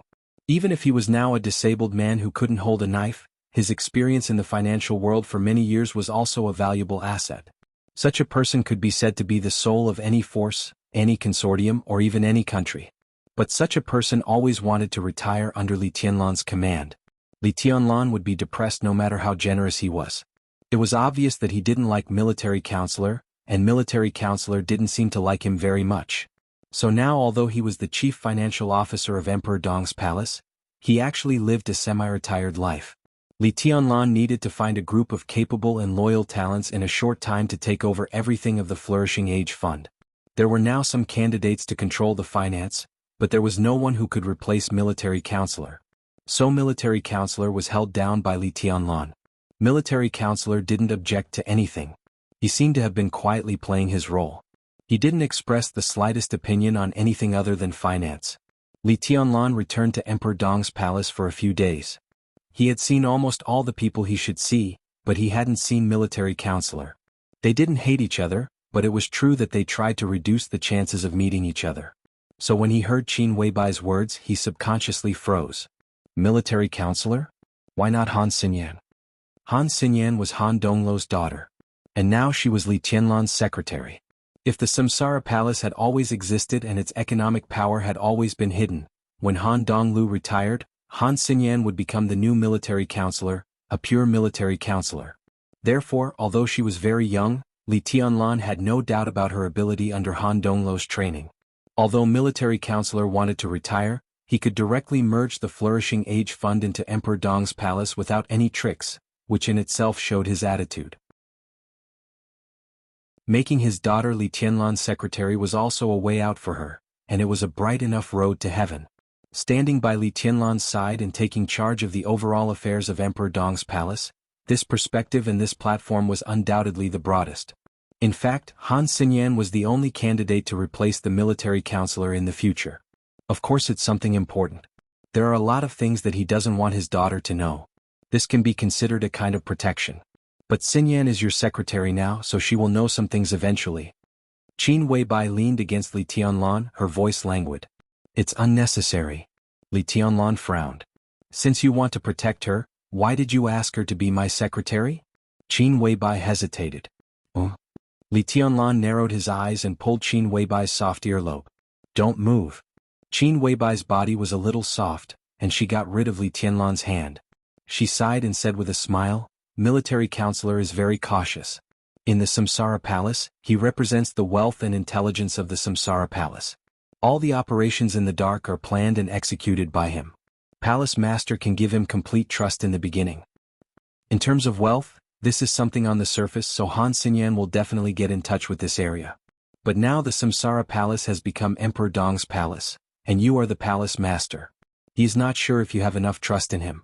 He doesn't let Han Xinyan get in touch with things other than the Flourishing Age Fund because he is afraid that you will suspect him and his daughter. This is his protection for his daughter. Even if you want Xinyan to be the new military counselor in the future and let her get in touch with the intelligence system other than the Flourishing Age Fund, and even that saber, such a decision should be made by you. Xinyan will know something only if you agree. If you don't, with military counselor's cautiousness, how can he take the initiative to tell his daughter these things? Li Tianlan was silent for a while. He said softly, in the end, he still doesn't treat me as one of his own. That's normal. Qin Weibai said softly, but you can treat Xinyan as one of your own. Not to mention military counselor, even I am not sure about your position for Xinyan. Do you want her to become the next military counselor or a pure chief financial officer? As a personal secretary, as long as you want, she can get in touch with a lot of things. What do you think? Li Tianlan asked suddenly. Facing her man, Qin Weibai naturally would not avoid anything. She reached out and touched the golden retriever lying obediently in front of them. She said with a smile, if it's the chief financial officer, Han Xinyan is very qualified. It can even be said that she can replace military counselor now. But if you want her to be the new military counselor, I'm afraid it will take some time to train her. Li Tianlan touched his pocket, took out a cigarette, lit it, took a deep breath and shook his head. There is no other way. Emperor Dong's palace has a lot of things, but it has always been short of manpower. It is better to train her than to have no candidate. Qin Weibai bit her lower lip and did not speak. In fact, she had a better candidate in mind. If he agreed to join Emperor Dong's palace, he would be more than enough to be Li Tianlan's personal secretary to coordinate the overall situation, military counselor to control the remaining forces of Samsara Palace, or deputy palace master. But now Li Tianlan might not be able to afford it. Flaming Fire, who had been with her for a long time, was undoubtedly the most suitable candidate. She smiled and shook her head subconsciously. Flaming Fire and military counselor were the same. If she was willing to come back, military counselor would not want to retire. After all, she could not let go. Let him come over, Li Tianlan said, with Han Xinyan. This was undoubtedly a kind of attitude. Not to military counselor, but to Han Xinyan. Qin Weibai said yes, took out her mobile phone and sent a message. Li Tianlan held a cigarette and looked down at the golden retriever lying in front of him with squinted eyes. No one knew what he was thinking. Military counselor and Han Xinyan came quickly. Just after smoking a cigarette, the father and daughter appeared in front of Li Tianlan. Your Majesty. Han Xinyan bowed slightly. Military counselor just nodded casually. Li Tianlan glanced at him and asked directly, "What's the matter?" Military counselor hesitated a little and glanced at his daughter beside him. She's my secretary. There is nothing in Emperor Dong's palace that she can't know. Your caution is meaningless, Li Tianlan said blandly. Military counselor smiled calmly and did not hide his little thoughts at all. Looking at Li Tianlan's eyes, he thought for a moment and said calmly, Well, Your Majesty, after knowing the termination plan and Your Majesty's attitude, we made some arrangements. Li Qianlan's eyes suddenly focused. He knew who the main target of the termination plan was, so he was completely focused. Military counselor quickly glanced at Qin Weibai out of the corner of his eye. Qin Weibai lowered her head and reached out to gently pull the golden retriever's folded ears. The golden retriever shook its head and tail very happily. Saint and I, military counselor said calmly. Tell me the details. Li Tianlan took a deep breath and said blandly. Military counselor took out his mobile phone from his pocket and sent a video. The video was quickly connected. He handed the mobile phone to Li Tianlan and said softly, "It's best for her to talk to you." Li Tianlan raised his eyebrows, took the mobile phone casually and glanced at the screen. On the screen was a young face. It was a beautiful face that looked extremely pure but had a hint of enchanting charm. Li Tianlan was instantly stunned. He looked at the screen and his eyes were a little dazed. "Your Majesty, I'm hallucinating." The woman's voice was a little hoarse and sounded extremely sexy. Li Tianlan stared at the face that belonged to Wang Yuetong that he hadn't seen for a long time. The moment he saw her, Li Tianlan was sure that she was not Wang Yuetong. That kind of respect and uneasiness could never appear on Wang Yuetong's face. But this face was too similar, almost exactly the same as Wang Yuetong's. Hallucinating is good at disguise and camouflage, and has reached the top level in this aspect. I'm afraid no one can see the flaws except Miss Yuetong's relatives. Military counselor said softly, "So we made her disguise as Miss Yuetong and played a game." Li Tianlan took a deep breath. "Go on." "Your Majesty, I'm in Huading." Hallucinating said softly, "We deliberately released the news. What is certain is that as early as a few days ago, someone had already targeted me, but the other party was very cautious and didn't seem to be sure whether it was a trap or not. I have booked a ticket to Nanyun tonight. A few days is enough for them to confirm that there are no masters around me to protect me. My whereabouts to Nanyun are very obvious. They should know that this is their last chance to carry out the final plan, so there should be a big fish on the hook tonight." Li Tianlan gently raised the corner of his mouth with a faint smile. "How big is the fish?" "Probably the invincible realm." Military counselor took over the conversation. "We got the news that the only invincible realm killer in the dark world is now in Zhongzhou State, even in Huading." He looked at Li Tianlan and said softly, "Your Majesty, before the final battle in North Sea, maybe we can make the other party lose an invincible realm expert first." Li Tianlan narrowed his eyes and was silent for a while. Then he said lightly, "Prepare the plane, let's go to Huading." "Okay." As Li Tianlan's secretary, Han Xinyan was the first to speak. In addition, inform the Huading Parliament that Zhu is in Huading and his purpose is unknown. Let them find him. Han Xinyan hesitated for a moment and said softly, "Your Majesty." "The speaker of Huading?" Of course, Li Tianlan was the speaker of Huading and one of the leaders of the Prince Group. He nodded casually. "I know, go ahead."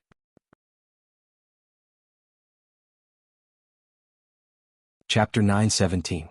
The sunlight shone in through the window.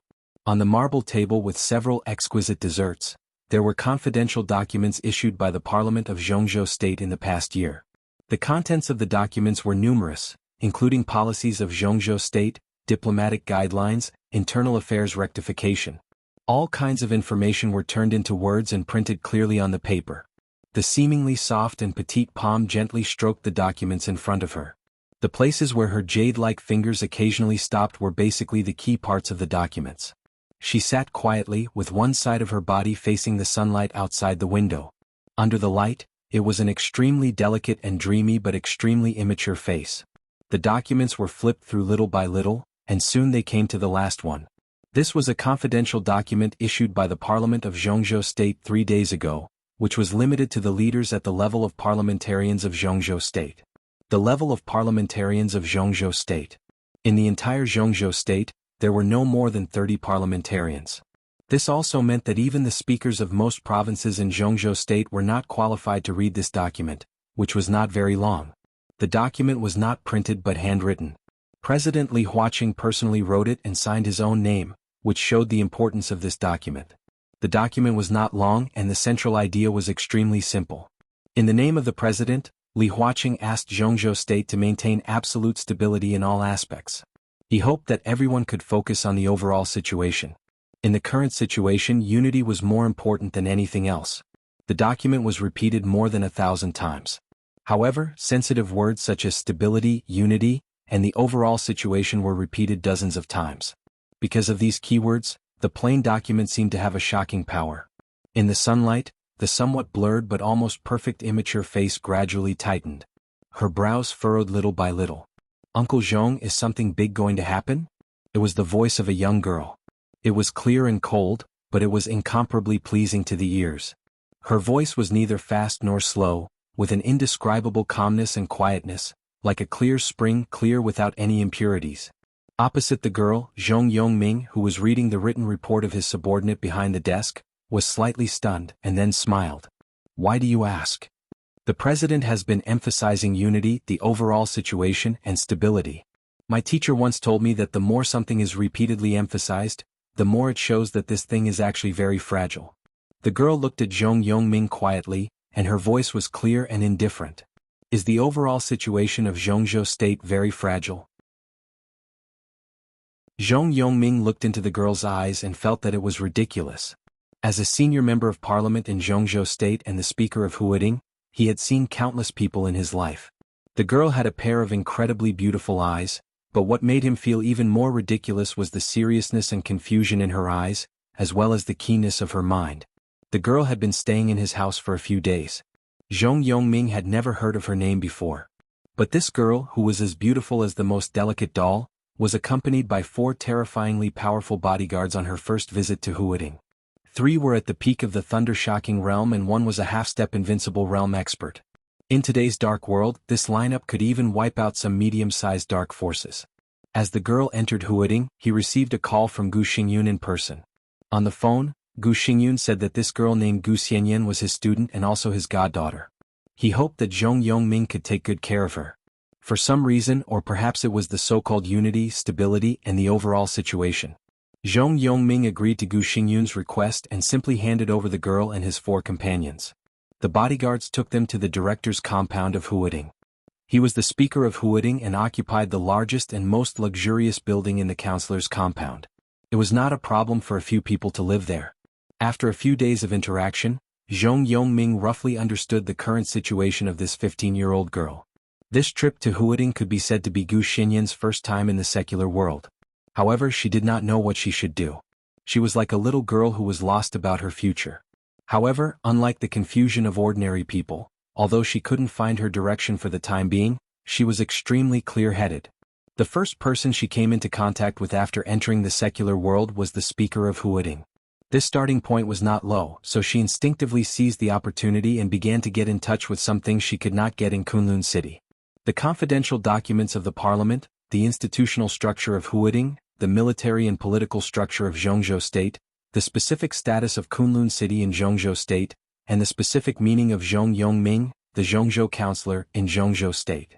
The girl had always maintained an extremely proactive attitude while staying in Zhong Yongming's home. She would often ask Zhong Yongming questions of all kinds, and occasionally she would see Zhong Yongming receiving guests or subordinates in the study. She almost instinctively absorbed everything that could be absorbed in the strange environment, no matter good or bad. Zhong Yongming had no intention of evaluating Gu Xinyan's various behaviors, but he did not need any so-called intuition. He was now sure that the little girl in front of him would definitely be a very terrible person when she grew up in the future, because of her behavior in the past few days. Her behavior was very proactive, even with some aggressiveness that she herself was not aware of. But in general, her behavior was not too out of line. Her mind was sharp, her heart was calm, and her instincts were terrible. These might be what made her different. But the most important thing was that Zhong Yongming clearly knew that this girl was different, but he unconsciously lowered his guard against her in the past few days. For example, now he took out all the confidential documents and reviewed some reports from various departments of Huading in the study, leaving Gu Xianyan to stay here. About 10 minutes later, there would be a conversation between him and the deputy speaker of Huading. This was a very strange feeling. Zhong Yongming knew that he should not be like this. The other party was indeed just a girl. But she was Gu Xingyun's student and adopted daughter. This identity alone was enough to make Zhong Yongming wary of her. Although the Special Warfare Group and the Prince Group were both in troubled times, and the two groups would work closely together again in the face of difficulties, no matter how reliable the allies were, they were not on the same side after all. Moreover, the girl was different enough. Although she was confused, she had shown a certain degree of maturity. It was impossible for anyone here to be defenseless against her. But Zhong Yongming was not on guard. Maybe there was at the beginning, but it soon disappeared. Zhong Yongming himself did not know when it disappeared. Not only that, the documents he personally brought to the other party even contained some internal decisions of the Prince Group. Zhong Yongming himself could not tell why, but he felt that it was very natural to get along with this little girl. It was like getting along with the younger generation of his family. All his vigilance slowly disappeared in the short time they got along, and finally turned into emotion. He did not know the existence of Gu Xianyan before. But now seeing her, he had a very clear intuition that the girl in front of him would be even more important than Gu Hanshan and Li Qingqing in the future. It's not too serious. Thinking silently, he shook his head subconsciously and lit a cigarette subconsciously. He said subconsciously, "It's true that the interior of Zhongzhou State is not very peaceful. It's mainly our side, well, and my adoptive father's side. We are in a lot of trouble at present. The president's position has changed now. He demands stability and unity. It seems that he has made up his mind." What determination! Gu Xianyan blinked her eyes. Her eyes were bright and dreamy, as deep as an incomparably gorgeous starry sky. "He's going to attack us, right, Prime Minister?" Zhong Yongming narrowed his eyes. "But it shouldn't be so fast. There is still the decisive battle in Beihai, which is our last hope. But the signal has been clearly expressed in the president's document." Gu Xianyan listened quietly and did not speak. Zhong Yongming said for a while, then suddenly laughed and said, "Little girl, do you understand?" "I don't understand, but I will write it down." Gu Xianyan chuckled, walked to the table, took the pen in Zhong Yongming's hand, took out a piece of white paper and began to record. It looked like a letter. But it was messy. The girl had a good memory. She wrote down some sensitive information that she had come into contact with during this period of time. She didn't care whether it was useful or not. Anyway, someone would filter it. Some internal decisions and discussions of the Prince Group were written down by her. In addition, some things about Kunlun City were also written down by her seriously. She thought and wrote carefully, and the content of the letter became longer and longer. Zhong Yongming chuckled and didn't care. He lowered his head and continued to read the documents. "I've got it. I'm going out to play." After Gu Xianyan finished writing the letter, she put down the pen and ran out of the study happily. Zhong Yongming looked at her back and a doting smile appeared on his face. The young figure trotted all the way downstairs. In the living room downstairs, her 2 bodyguards were watching TV. She had 4 bodyguards. They worked in 2 shifts 24 hours a day. They protected her all day long. Even in the council compound, they didn't relax their vigilance at all. Seeing Gu Xianyan running down, the 2 bodyguards stood up subconsciously and said respectfully, "Mississippi." Gu Xianyan nodded, found an envelope, put the letter in it, and handed it to one of the bald men. She chuckled and said, "Uncle Ghostfire, there's a letter here that needs to be delivered." "Okay." The bald man didn't hesitate and took the envelope directly. "Where should I deliver it?" "Do you know the Flourishing Age Fund?" Gu Xianyan blinked. Ghostfire's face didn't change. He thought for a moment and nodded. "Yes, send it to the Flourishing Age Fund?" "No, it's the owner of a dessert shop opposite the Flourishing Age Fund." Gu Xianyan stretched out her finger and gently touched the corner of her soft lips. "Tell him that Xiaohua gave it to him." "Well, I like the desserts there very much. Buy more for me." Ghostfire nodded and went out directly. Gu Xianyan watched his back leave and her eyes flickered slightly. Her eyes became brighter and brighter, but they were extremely quiet and deep like an abyss. Ghostfire went out the door, started the car and slowly disappeared. Gu Xianyan smiled and found 2 controllers at the side. She handed one to the bodyguard who had been sitting still at the side and said with a smile, "We're playing games. Soldolua, okay?" The bodyguard nodded with a smile and suddenly asked, "Miss, where's Ghostfire?" Gu Xianyan replied casually, "I want to eat dessert. Ask Uncle Ghostfire to help me buy some." The bodyguard picked up the controller, nodded and replied, "Oh."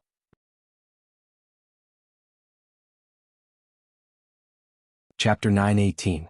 He met several subordinates, reviewed some documents, made some comments on the next year's development plan of a jurisdiction in Huading, and transferred some documents to the municipal government. When he was about to finish his work, the phone suddenly rang.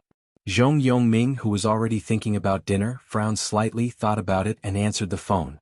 "Speaker, it's me, Zheng Yi." On the other side of the phone, a steady voice sounded, speaking at a faster speed. Zhong Yongming narrowed his eyes and said yes. Zheng Yi was one of the counselors of Huading's parliament. The position of Secretary-General meant that he was Zhong Yongming's absolute confidant. Among the 13 counselors of Huading, Zheng Yi was the youngest one, but he was extremely capable. Huading had changed 2 mayors in recent years, but he had a good relationship with the parliament and the municipal government. As the chief steward of the parliament, Zhong Yongming didn't have to worry about trouble in his backyard. I received a message from the city hall of Shenyuan City. Zheng Yi's voice was low and solemn. Where? Zhong Yongming was stunned for a moment and asked subconsciously. The city hall of Shenyuan City. Zheng Yi said calmly. This was a very official notification. Although Shenyuan City was not comparable to Huading, its location was special enough. If it was a private message, Emperor Dong's palace could directly contact Zhong Yongming. If it was a semi-official communication, Ning Qianqing, the mayor of Shenyuan City, could also directly contact Zhong Yongming. But now, the city hall directly contacted the Secretary-General of Huading. Why was it so formal? Zhong Yongming's face darkened for a moment. The knot between him and Li Tianlan was not a secret. In just a few years, Li Tianlan directly rushed from insignificance to the peak of the dark world. It was said that Li Tianlan in Emperor Dong's palace had even become His Majesty.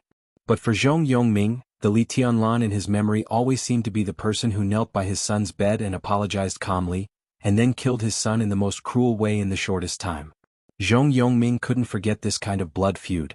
Although he had more than one son, he only had one legitimate son, and it was not easy to put the other 2 illegitimate sons in the light.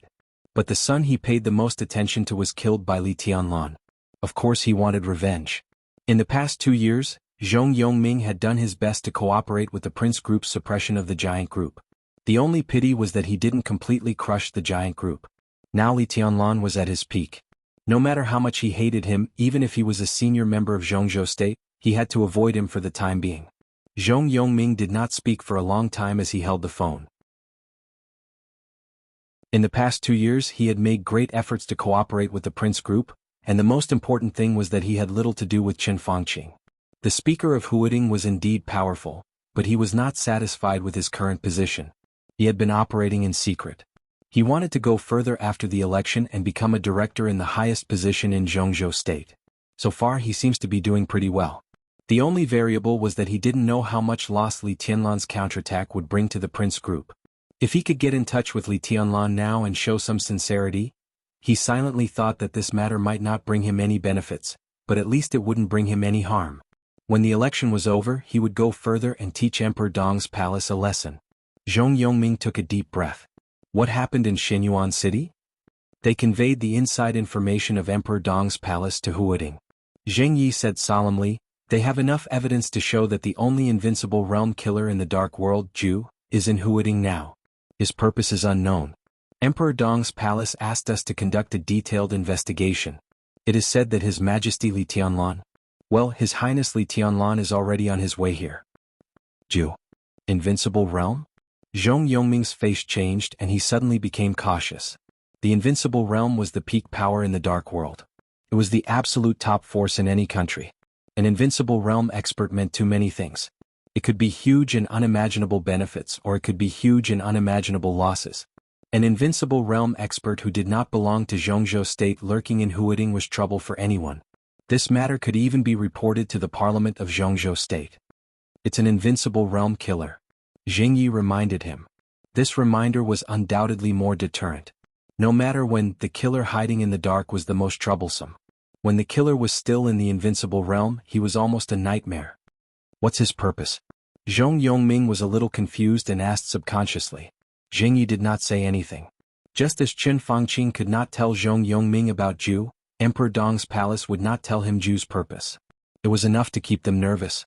Zhong Yongming took a deep breath and lit a cigarette. His expression became very careful. It was not that he was too sensitive, nor did he think too highly of himself.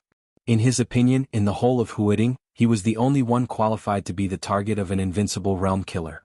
The position of Speaker of Huading was secondary.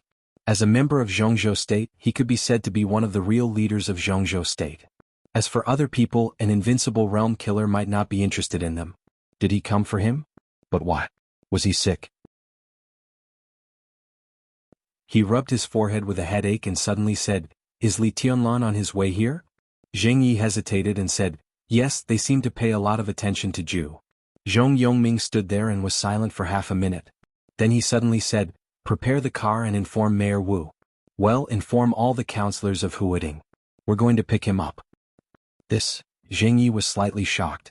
Not to mention the blood feud between Zhong Yongming and Li Tianlan, even if they were very close, this kind of etiquette was too respectful. "Do as I say," Zhong Yongming said in a deep voice. Being afraid of the invincible realm killer was secondary. The most important thing was that he could also take this opportunity to show his sincerity by being close to the strong in the face of unknown danger. If he could reach some tacit understanding with Li Tianlan in this matter, then this matter would undoubtedly be worth it. "Okay, I'll inform them right away." Zheng Yi directly hung up the phone. Zhong Yongming took a deep breath, stood up straight, washed his face and hung off his beard. A few minutes later he slowly walked to the living room downstairs in a well-ironed suit, looking energetic and young. The driver and secretary were already waiting outside. Gu Xianyan was sitting in the living room and studying several desserts. Two bodyguards at the peak of the thunder-shocking realm were playing games with controllers. It seemed that they had played for too long and looked a little dull. "Uncle Zhong." Gu Xianyan looked up at him.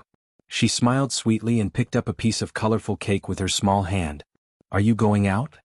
"Yes." Zhong Yongming took the cake and took a bite. Thinking of his purpose, a cold hatred flashed across his eyes, but then he shook his head helplessly and said with a smile, "A big shot is coming to Huading and I'm going to meet him." "Big shot?" Gu Xianyan blinked her watery and clear eyes. "Is it the president?"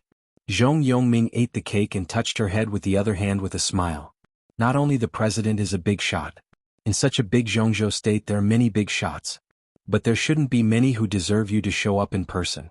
Gu Xianyan's smile was sweet and dreamy. "It's different this time." Zhong Yongming gritted his teeth slightly. He obviously did not agree with the title of His Majesty East Emperor, which had gradually spread in the dark world and tried to be on par with Sword Emperor Wang Tianzong.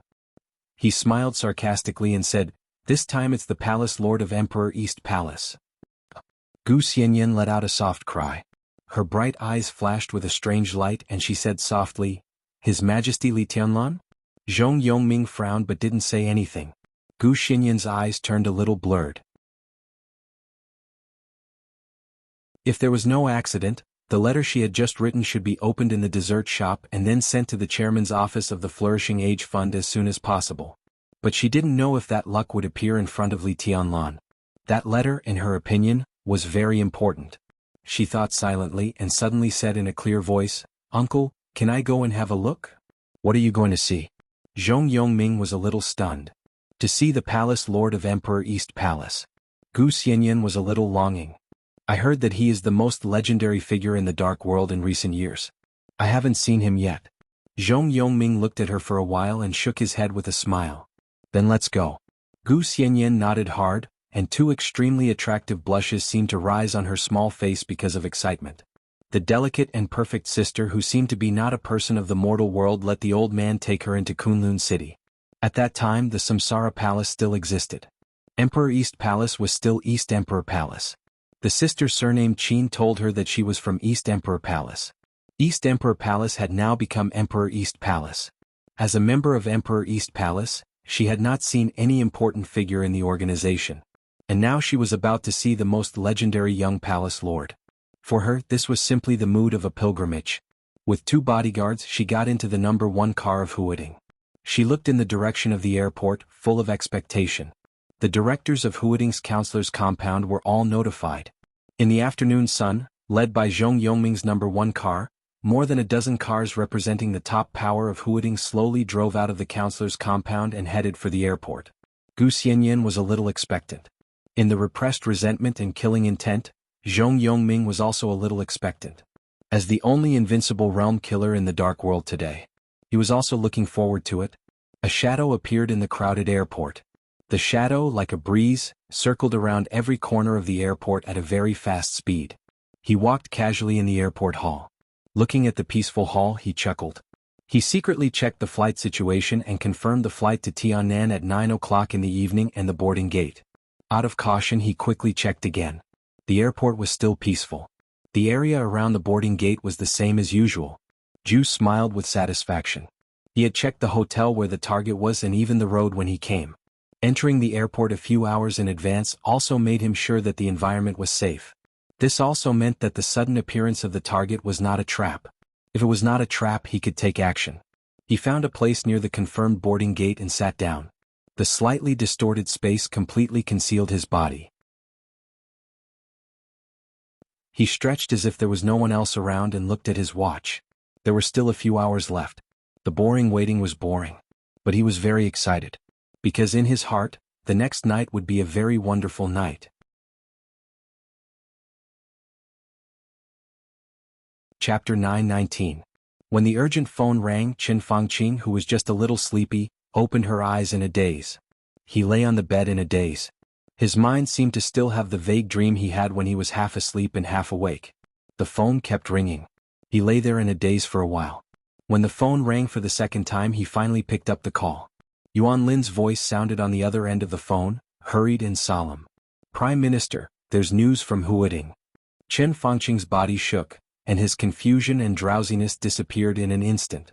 He immediately sat up on the bed, enduring the dizziness in his head, and subconsciously looked at his watch. "Isn't the flight at 9 o'clock in the evening?" He frowned. "You succeeded so quickly? You definitely didn't choose to take action at the airport?" Yuan Lin paused and said, No, it's the news from the Huading Parliament." His mind seemed to be in a mess. "Shenyuan City, no. Emperor Dong's palace has discovered Zhu's whereabouts and even knows his purpose. Li Tianlan is already on his way to Huading. Huading's parliament, the city hall of Shenyuan City has informed Huading's parliament and announced the news of Zhu. Li Tianlan asked Huading's parliament to investigate Zhu's whereabouts." Qin Fangqing felt a wave of disappointment. He frowned deeply, and his original joy slowly disappeared, replaced by a headache again. He rubbed his forehead hard and said in a hoarse voice, "How did Emperor Dong's palace know about this?" The Terminator plan was still going on. It was just that the elite of the Prince Group had become the killer of the Invincible Realm. This was carried out in an extremely secretive environment. Apart from Zhu himself, there were only 3 people who knew that Zhu was in Huading. The person in charge was Qin Fangqing, Yuan Lin, who was in charge of external communication, and the mysterious emperor. Wang Qinglei and even Wang Xiaoyao knew that Zhu was ready to take action.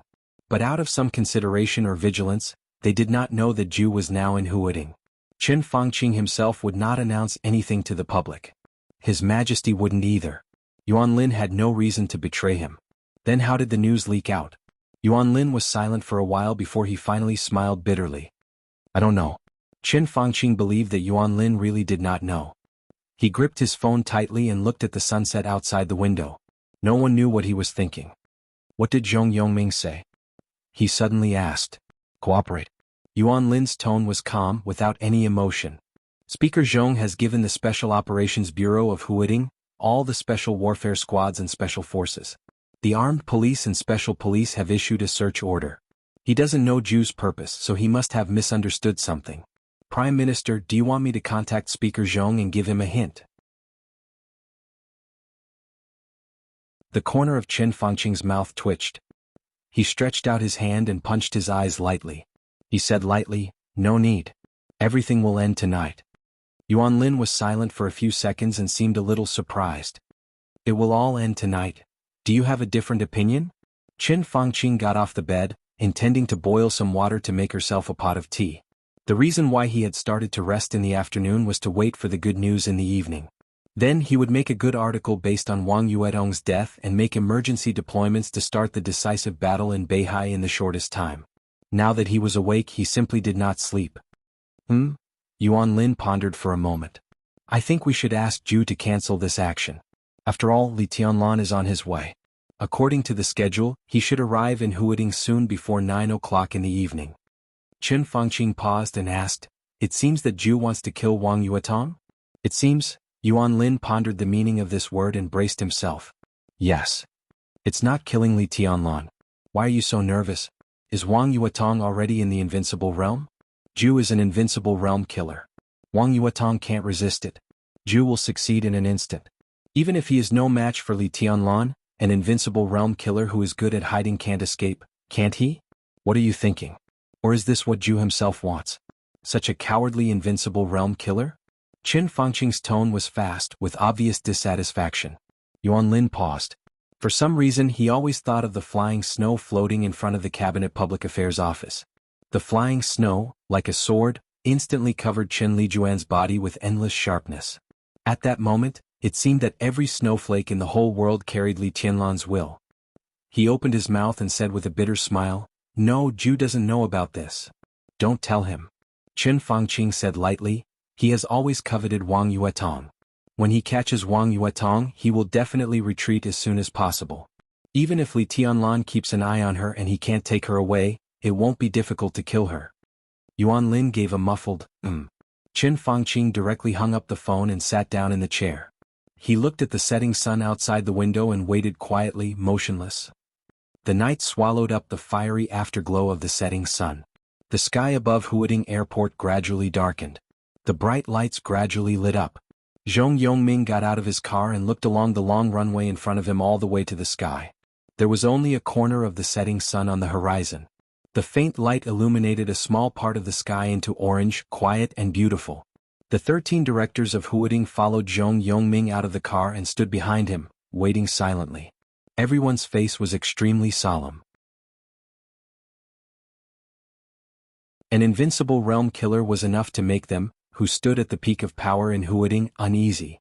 Even if the target was not them, how could an invincible realm killer assassinate an ordinary person? As long as the other party succeeded, it almost meant that the situation in Huading and even the situation in Zhongzhou State would be turbulent. Such turbulence could never be a good thing for them.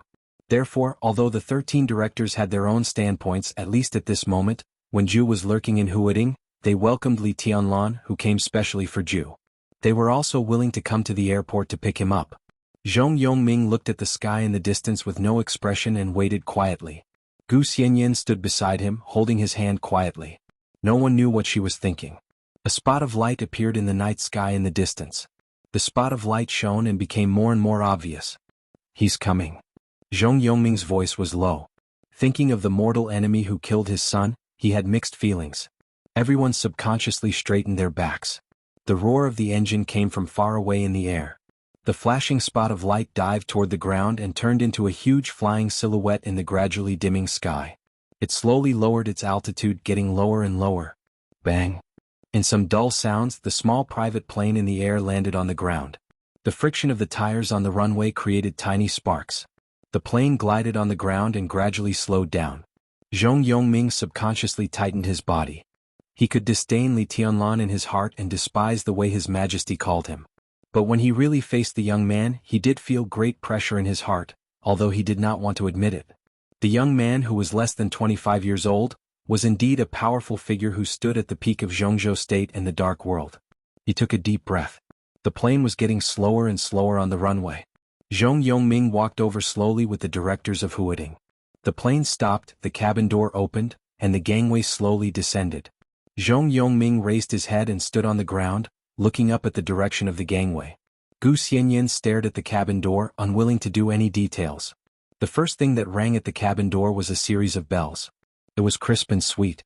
That was the sound made by the bell and the slight shaking. In everyone's sight, a furry and charmingly naive head popped out. Seeing that everyone had been staring at it, it seemed to be startled. It opened its mouth and subconsciously barked, which then turned into a small whimper. It seemed to want to lie down and lower its head to lick its claws. A gust of cold wind suddenly blew across the empty airport. The cold wind blew the hair of the golden retriever in the cabin, rushed out of the cabin and blew on the 13 directors. Then the sound spread wildly into the distance. A young figure in a black trench coat appeared at the cabin door. It could not be considered a handsome face. It was not a tall figure. He stood quietly at the cabin door, looking in the direction of the cold wind and narrowing his eyes. At that moment, the figure gave everyone an indescribable feeling. The wind blew into the distance, and his aura became extremely real in an instant. High in the sky, the night, the plane, the lights, and the crowd. Everything seemed to have completely disappeared. Or in other words, it completely lost the color it should have. It became blurred, false, and illusory. Only he stood there with the golden retriever, and the reality became the most intense color in the world. He still didn't look handsome or tall, but in a false world, this real figure had a completely indescribable elegance. Holding the dog, he seemed to raise his eyebrows and take a step forward. An invisible wind blew through the night again. His footsteps didn't stop as he walked down the stairs step by step. The invisible wind became sharp, real, and violent. There seemed to be endless sharpness sweeping through the whole world, covering the entire airport in an instant. The two bodyguards at the peak of the thunder-shocking realm near Guxianyan trembled violently and almost knelt down directly. In their perception, the extremely sharp sword energy filled every inch of space in the airport, as if it was probing and looking for something. In the airport lobby, Gate 9. In the distance, the invisible sword energy flew directly over with a weak airflow. Wuju seemed to be stunned.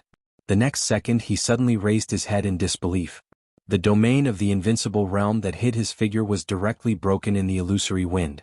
At that moment, it seemed that the whole world suddenly quieted down. The majestic sword energy seemed to have determined the target in an instant. Li Tianlan walked down the gangway with no expression on his face. Zhong Yongming took a deep breath and forced a smile to greet him. He hesitated for a second and finally decided to address Li Tianlan. "Your Highness?" Li Tianlan still moved forward with no expression on his face. His figure took a step on the flat ground. He disappeared in front of everyone in an instant. The chain holding the golden retriever lost its support and fell down. Zhong Yongming was stunned for a moment and subconsciously reached out to catch the chain. In front of the boarding gate, Wuju suddenly stood up. The unparalleled danger stimulated his whole body, and his physical instincts seemed to be screaming constantly. Death was approaching quickly. Without any hesitation, his domain kept compressing and hiding his body. He stood up straight on his knees and planned to escape without hesitation. The other party found him. He didn't know who the other party was, but the idea was extremely clear. His body slightly exerted force. In an instant, everyone in the entire airport heard a wild roar that filled the sky and earth. It was an extremely loud sound of wind, but it was extremely sharp and sharp. The tall glass window of the airport was completely broken in an instant. The debris was flying all over the sky. Everyone raised their heads in shock. Everything in front of them seemed to be torn to pieces by an invisible sword. The light was messy and covered everything in the airport. There was crazy surging light everywhere. Li Tianlan's figure appeared in front of Wu Ju in the shining light. He punched. He clenched his fist casually, but the condensed power was like a heavy cannon. In the blink of an eye, the surging sword energy all over the sky seemed to have found a condensing point. Like a monstrous tide, the sword energy and power directly condensed into the clenched fist. The incredible destructive power condensed at one point and burst out completely. The domain of the invincible realm was ridiculous like a piece of paper.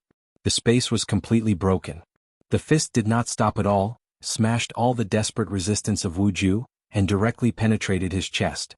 His heart was completely shattered under the huge force, and thick blood burst out directly on his back. Wu Ju opened his eyes wide in horror and stared straight ahead. There was nothing in front of him. There was no one. In front of the private plane, Zhong Yongming held the chain in his hand. As soon as he had the feeling of the dog chain in his mind, a bloody palm had reached over and taken the chain. Zhong Yongming stared blankly and couldn't react for a while. Li Tianlan led the dog, expressionless, turned around and walked up the gangway without saying a word. The gangway was closed in the night. Night fell completely. The hatch was closed.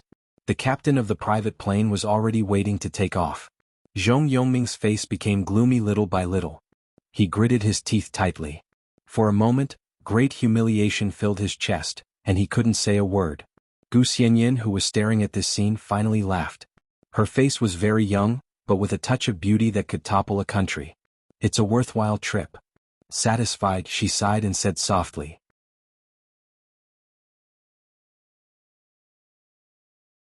Chapter 920. When the cabin door was closed, the sound of breaking and the loud noise of the crowd finally came. Zhong Yongming, whose face was red, was stiff and trembling. The other directors, including the mayor of Huading, all looked at each other.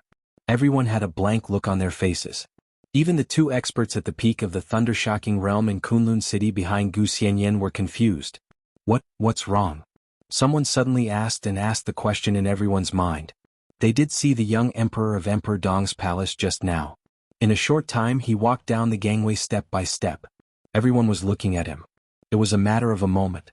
His feet landed on the ground and he took a step forward. Then he turned around and walked back. The cabin door was closed. What's going on? The deputy speaker from the prince group muttered to himself blankly and then became a little angry. Didn't they say they were going to find an invincible realm killer?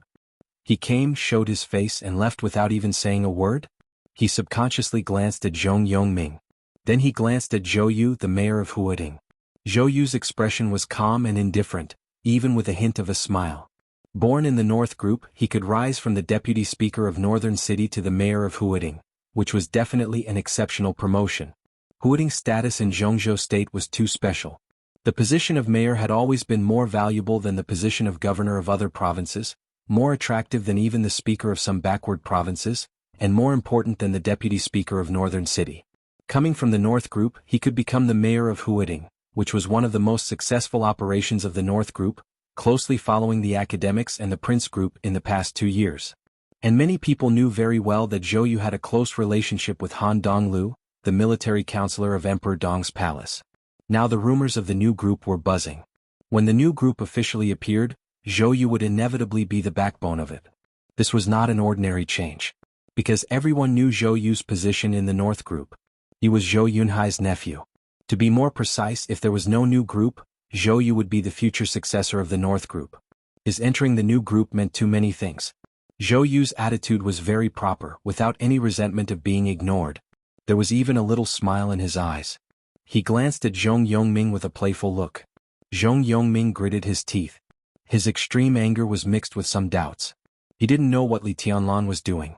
He was very sure that he had held the golden retriever's chain. So, did Li Tianlan fly all the way here to let her admire his golden retriever instead of looking for trouble? Or did he want him to taste the dog leash? He only showed it to her. So stingy. As his imagination ran wild, he became more and more resentful, and he couldn't help but take a step forward. The sudden voice from the walkie-talkie caused everyone to freeze in place once again. Reporting, the target has been spotted at Gate 9 of the airport lobby. Target spotted. Zhong Yongming hesitated for a moment before picking up the walkie-talkie. What target? The person on the other end of the walkie-talkie suddenly fell into silence, as if surprised by the stupidity of the question. After a pause of 2 seconds, the man said carefully, "Report, the target has been confirmed to be Invincible Realm Killer Ju. The target has been confirmed dead." A clear voice came from the walkie-talkie to the ears of the 13 directors. Zhong Yongming was stunned and stared at the walkie-talkie in his hand in disbelief. "What? Confirmed dead?" he muttered to himself and suddenly reacted. He shouted, "How did he die?" His heart was pierced by a punch, and the power shattered the target's internal organs. The killing intent seemed to come from outside the airport lobby, because the moment the huge power appeared, it directly shattered the glass wall of the lobby. The specific cause of death needs to be studied. The voice on the other end of the walkie-talkie finally became a little hesitant.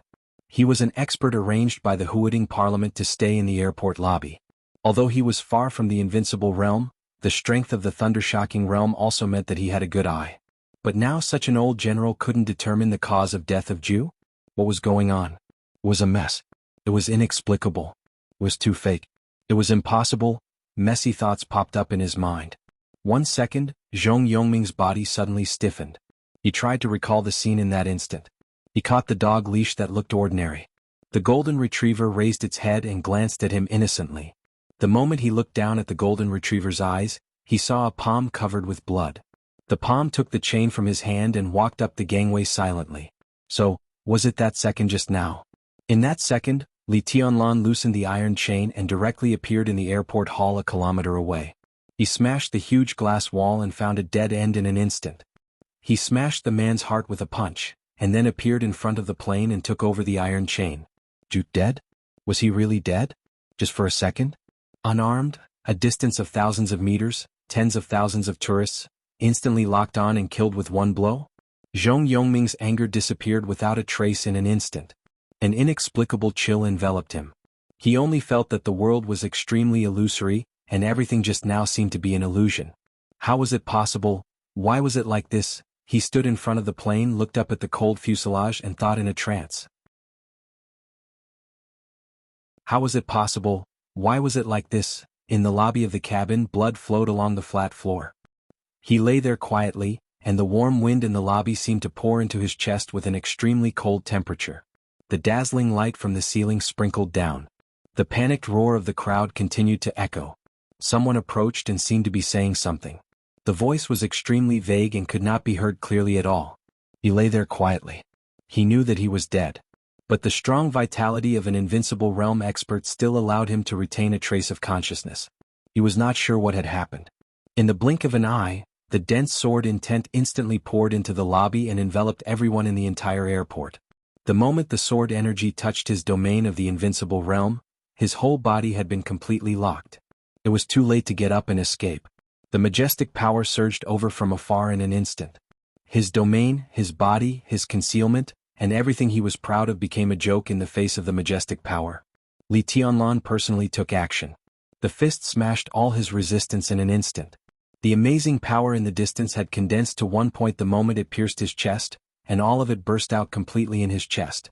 His internal organs, all the joints of his body, countless muscles, blood vessels, and even his skin were completely broken under the tremendous power.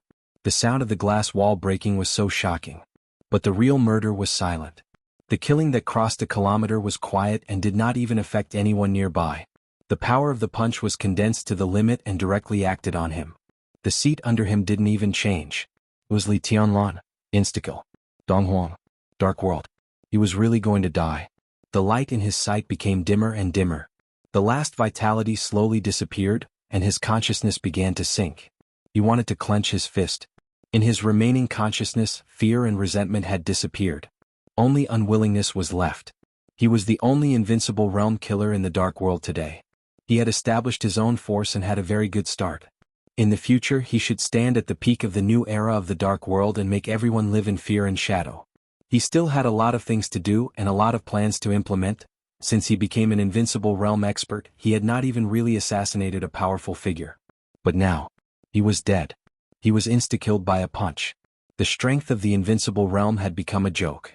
Why was it like this? He tried to open his mouth, but the light in front of him was getting dimmer and dimmer, and finally turned into complete darkness. In front of the plane, everyone was still immersed in the shock of Ju's sudden death. The huge shock made everyone unable to organize their words for a while. So they froze in place like statues. The night became dark. The lights of the airport began to shine. Zhong Yongming finally took another step forward. But all the anger had been completely restrained by him. His tone was calm, but there was an obvious concession. "Your Highness, if possible, I want to talk to you." His voice was not high. But for people like Li Tianlan who were almost inhuman, no matter how low the voice was, as long as he wanted to hear it, he could always hear it. There was silence in the plane. The captain patiently waited for the airport to arrange the route and prepare to return. There seemed to be someone inside reporting something, but it seemed that nothing was reported. 2 minutes later, the cabin door opened again. The gangway fell down. A slim young woman who looked quiet and sweet appeared in front of the cabin door. Every council member of Huading knew this young woman. She was Han Xinyan, the daughter of Han Donglu. She was also the current chief secretary of Emperor Dong's palace. Zhong Yongming thought that he was not disgraced. He breathed a sigh of relief and subconsciously stepped forward. The next second his footsteps froze. Han Xinyan's voice sounded when he stepped forward. "Mayor Zhou, His Majesty wants to see you." Zhong Yongming stepped forward with one foot, and the other foot stayed there. He was extremely embarrassed. What made him most embarrassed was that Han Xinyan did not look at him from beginning to end. She looked at Zhou Yu with a gentle smile. Zhou Yu seemed to be a little surprised. But he was more surprised. Among the 13 council members, a deputy mayor who was closer to him was also surprised. Zhou Yu took a deep breath, nodded with a smile, and walked up the gangway without looking at Zhong Yongming. Zhong Yongming's face had turned black. His voice instantly became louder. "Secretary Han." His voice was slow and dignified, with an indescribable power in the night sky. "I also have something to talk to Your Highness." He had always insisted on calling her Your Highness, and it was a little rude to make such a request at this time. The other council members came to their senses and looked at Zhong Yongming in surprise. The council members who were still immersed in the despair of death had only one thought at this time. Does the chairman want to die? Zhou Yu had already walked up the gangway. At the cabin door, Han Xinyan glanced at Zhong Yongming with no expression and said lightly, "His Majesty said he doesn't want to talk to you. Mr. Chairman, please behave yourself."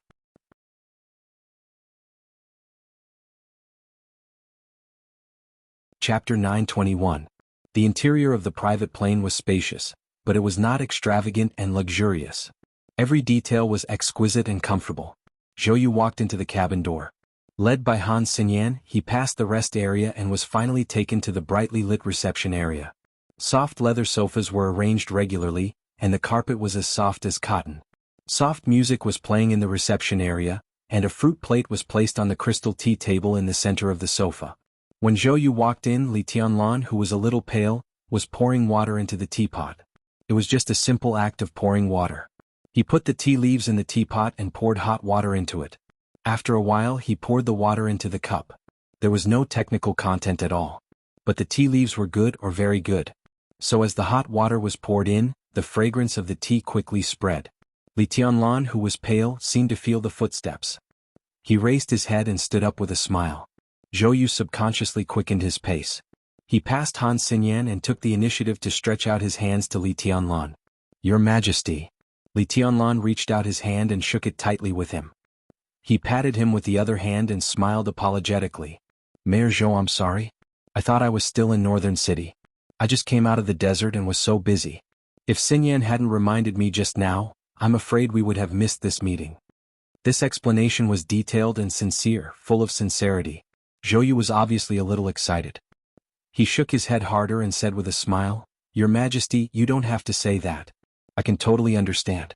Emperor Dong's palace and Xinyuan City have been developing very well recently. But there are many things that need your Majesty to worry about. I'm honored that your Majesty remembers me." Li Tianlan shook his head with a smile.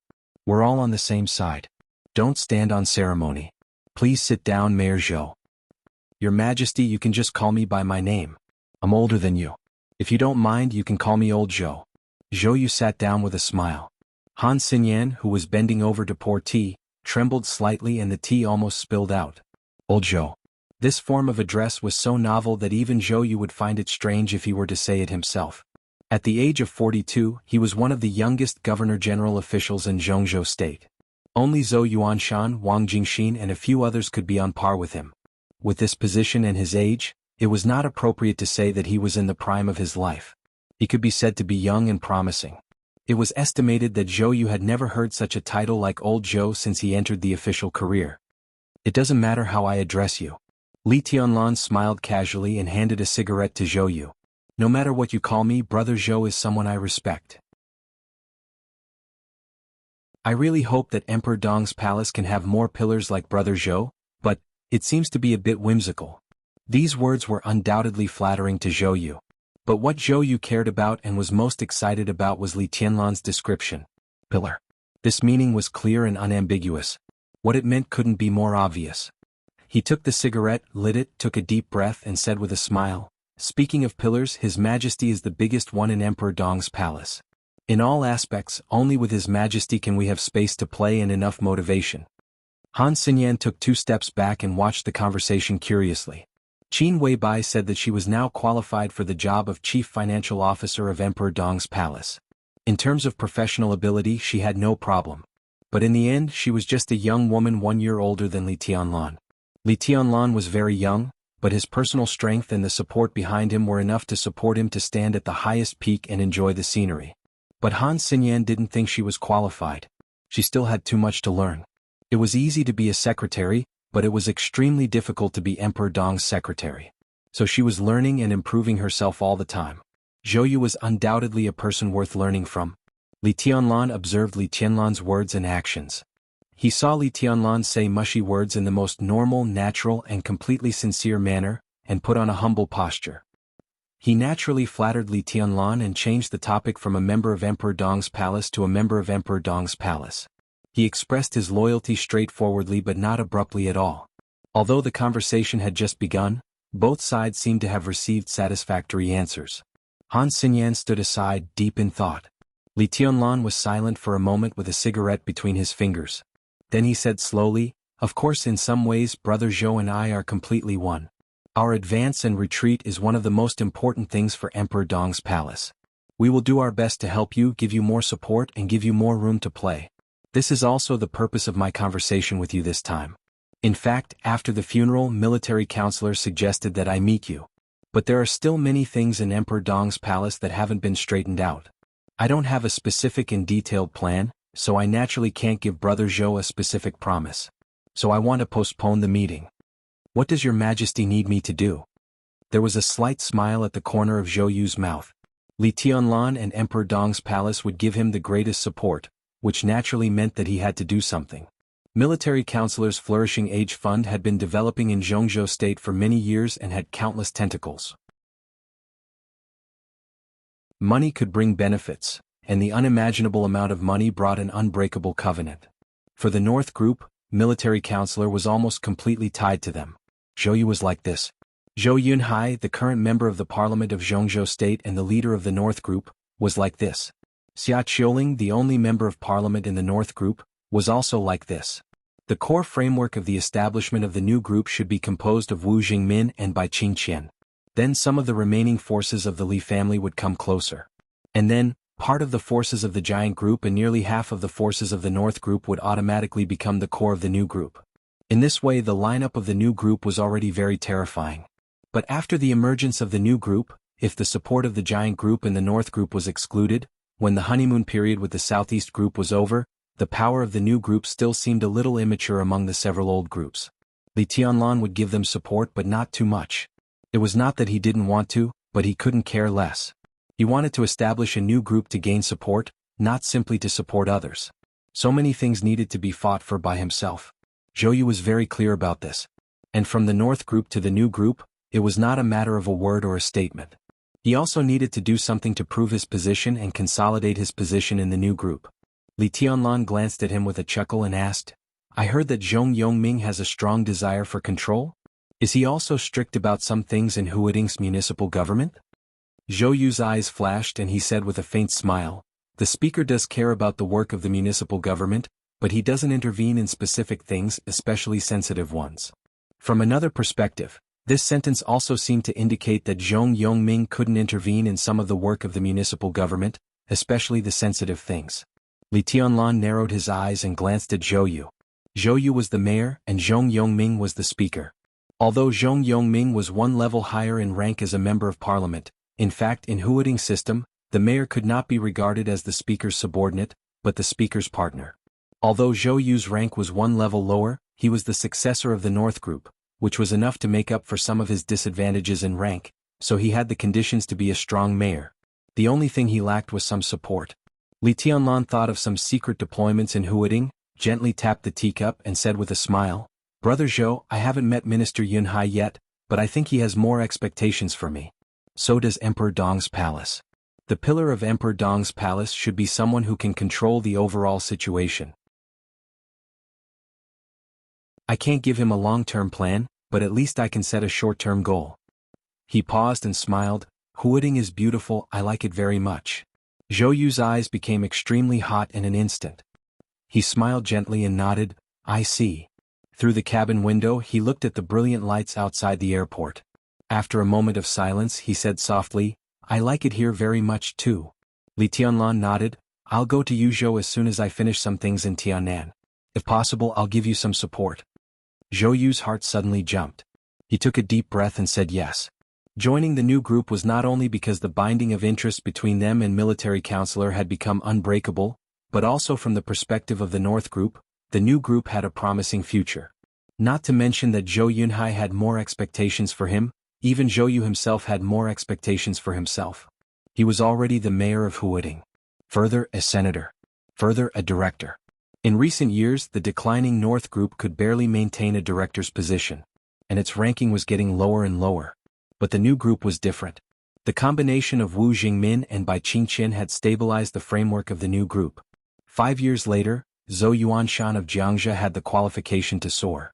Whether it was the new group or the giant group, Zhou Yuanshan would be the #1 figure in Zhongzhou State that they would promote. Maybe 10 years later, maybe 15 years later.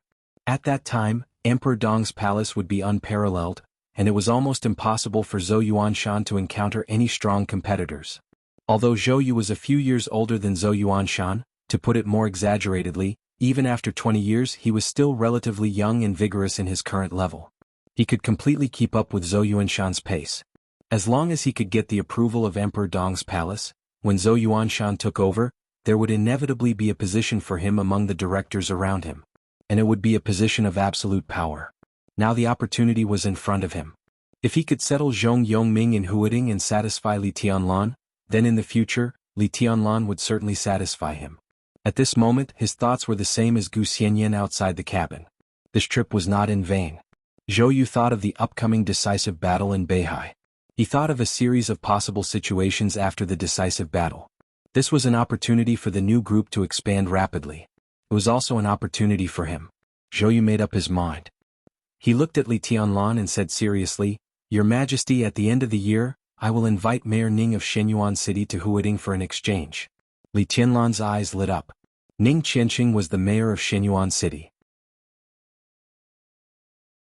In Shenyuan City without a speaker, the mayor was the top leader, and the chief administrative officer in Shenyuan City was similar to the mayor of Huading. Normally, only the top leader of Huading could invite the top leader of Shenyuan City to Huading for an exchange. This completely showed Zhou Yu's confidence. Very good. He nodded and laughed. The phone suddenly rang. Han Xinyan picked up the phone, walked aside and whispered, "Hello." Less than a minute after she left, she walked back quickly and stood beside Li Tianlan, a little hesitant. Zhou Yu subconsciously wanted to get up and leave. Li Tianlan waved his hand and said calmly, "There are no outsiders. Just say it." Han Xinyan hesitated a little, nodded and whispered, "Your Majesty, there is news from the sanatorium in Yuzhou." She paused and whispered, "Li Shi just woke up. She wants to meet you."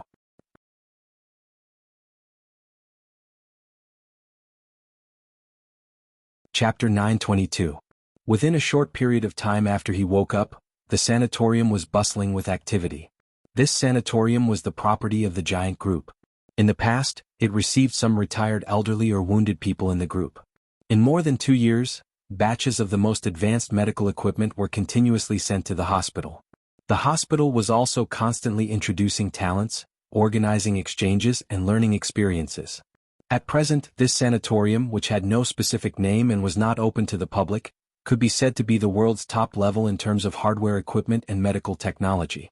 Situ Tsangyue Wei Kunlun Gongsun Qi Li Wangxing Tribulation Dongqing Rushi, Li Shi, all of the people with great backgrounds had stayed here before. 2 years had passed. The wounded people who came out of the chaos that swept the whole dark world left the sanatorium one by one. Tribulation and Dongqing Rushi were transferred to Tiannan. Wei Kunlun still stayed here to hold the fort. But in the sanatorium, Li Shi was the only seriously injured person who was really important and seriously injured. So the whole sanatorium seemed to be in an uproar as soon as she woke up. Wei Kunlun was the first to walk into the ward. Then came the director, the deputy director, the directors, the attending physicians, the head nurse. A group of people came in one after another in a mess. Until he saw Li Shi frowning obviously, Wei Kunlun spoke slowly, motioned several attending physicians to stay, and sent the others out. After some simple examinations, it was confirmed that Li Shi's body was still very weak, but it was normal. At Li Shi's strong request, she took a bath with the help of the nurse and simply ate something light. The doctor brought a bottle for her, which was some medicine that could help her recover quickly. Li Shi was silent and let the doctor do his work. Wei Kunlun stood aside like a shadow watching all this quietly. After more than an hour of busy work, when the doctor with a relaxed and optimistic expression left the ward, Li Shi, who seemed to be silent most of the time, finally raised her head and glanced at Wei Kunlun. "Madam, although I know you may know me, I still want to introduce myself. I am Wei Kunlun, the current deputy palace master of Emperor Dong's palace, codenamed Saint." This sentence contained a slow amount of information from beginning to end. Li Shi, who had been in a coma for 2 years, obviously did not wake up, so she was silent for a long time. He called himself Madam. Emperor Dong's palace. Saint. She tried hard to digest the information, but her brain was muddled. It seemed that she had a headache because of thinking. She hesitated and finally asked softly, "Emperor Dong's palace?" "His Majesty Li Tianlan's East Palace." Saint said calmly. "Li Tianlan." "Your Majesty," muttering to herself, she repeated a lot of information that was hard to digest. She had no idea how to react. After some time, she shook her head hard and rubbed her forehead as if she had a headache. "How long have I been unconscious?" "A little more than 2 years." Saint sounded calm. 2 years. After a long silence, Li Shi took a deep breath. "Ha!" She let out an inexplicable sigh. No one knew what she was thinking. She subconsciously said, "Li Tianlan is already His Majesty?" Perhaps not many people agree with this title, but I think they will change their minds soon. Wei Kunlun said. Li Shi was still a little confused and said silently, "What about Kunlun City? It's in a precarious situation and can't even protect itself. Madam, do you care about Kunlun City very much?" The term lady, again. Li Shi had many titles in her life, but it seemed that no one had ever called her that. She glanced at Wei Kunlun. The coldness and indifference before the coma seemed to gradually recover in her, but the recovery was not fast, so she looked a little dull. "You call me lady?" she asked. Kunlun City looked at her silently for a while and laughed. "Otherwise, what should I call you? Or you don't like this title?" Li Shi was silent. Many years ago when she was in the Li family she was the young madam. In Kunlun City she was the madam. In the eyes of others she was her highness. In the eyes of Gu Xingyun she also had many titles. Bitch. She recalled the past scenes and carefully tasted the title lady. It was a very simple title but with a sense of freedom. She thought for a moment. I like it very much. Saint did not call her madam. This title meant her status in Kunlun City. Similarly, for East Palace, it also meant that she was an enemy. Saint did not call her her highness either. Although she was at the peak of the invincible realm in a very long time, she was destined to be difficult to recover her former strength. There was respect in the title lady, and it also implied that the other party seemed to be free. Lady, Li Shi sat quietly and gradually smiled.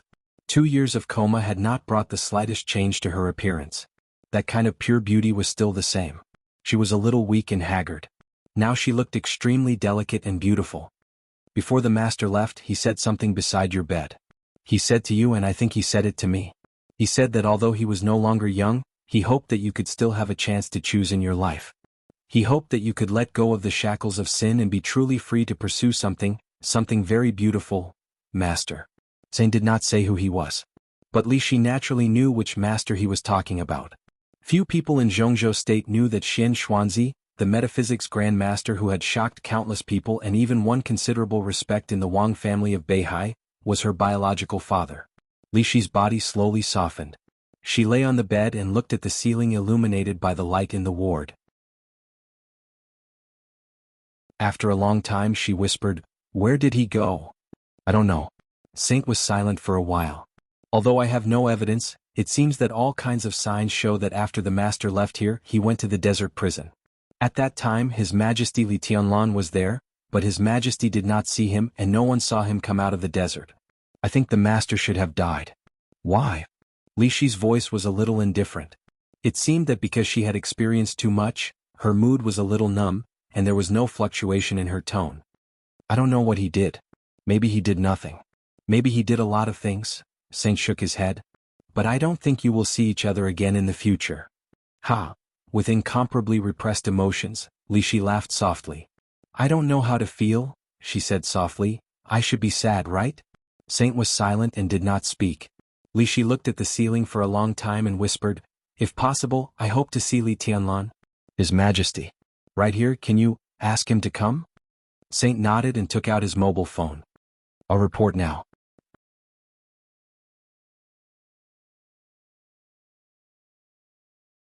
Chapter 923. After the phone call, Saint did not say anything more. He just said that His Majesty was in Huading and would come over soon. Then he left Li Shi's ward.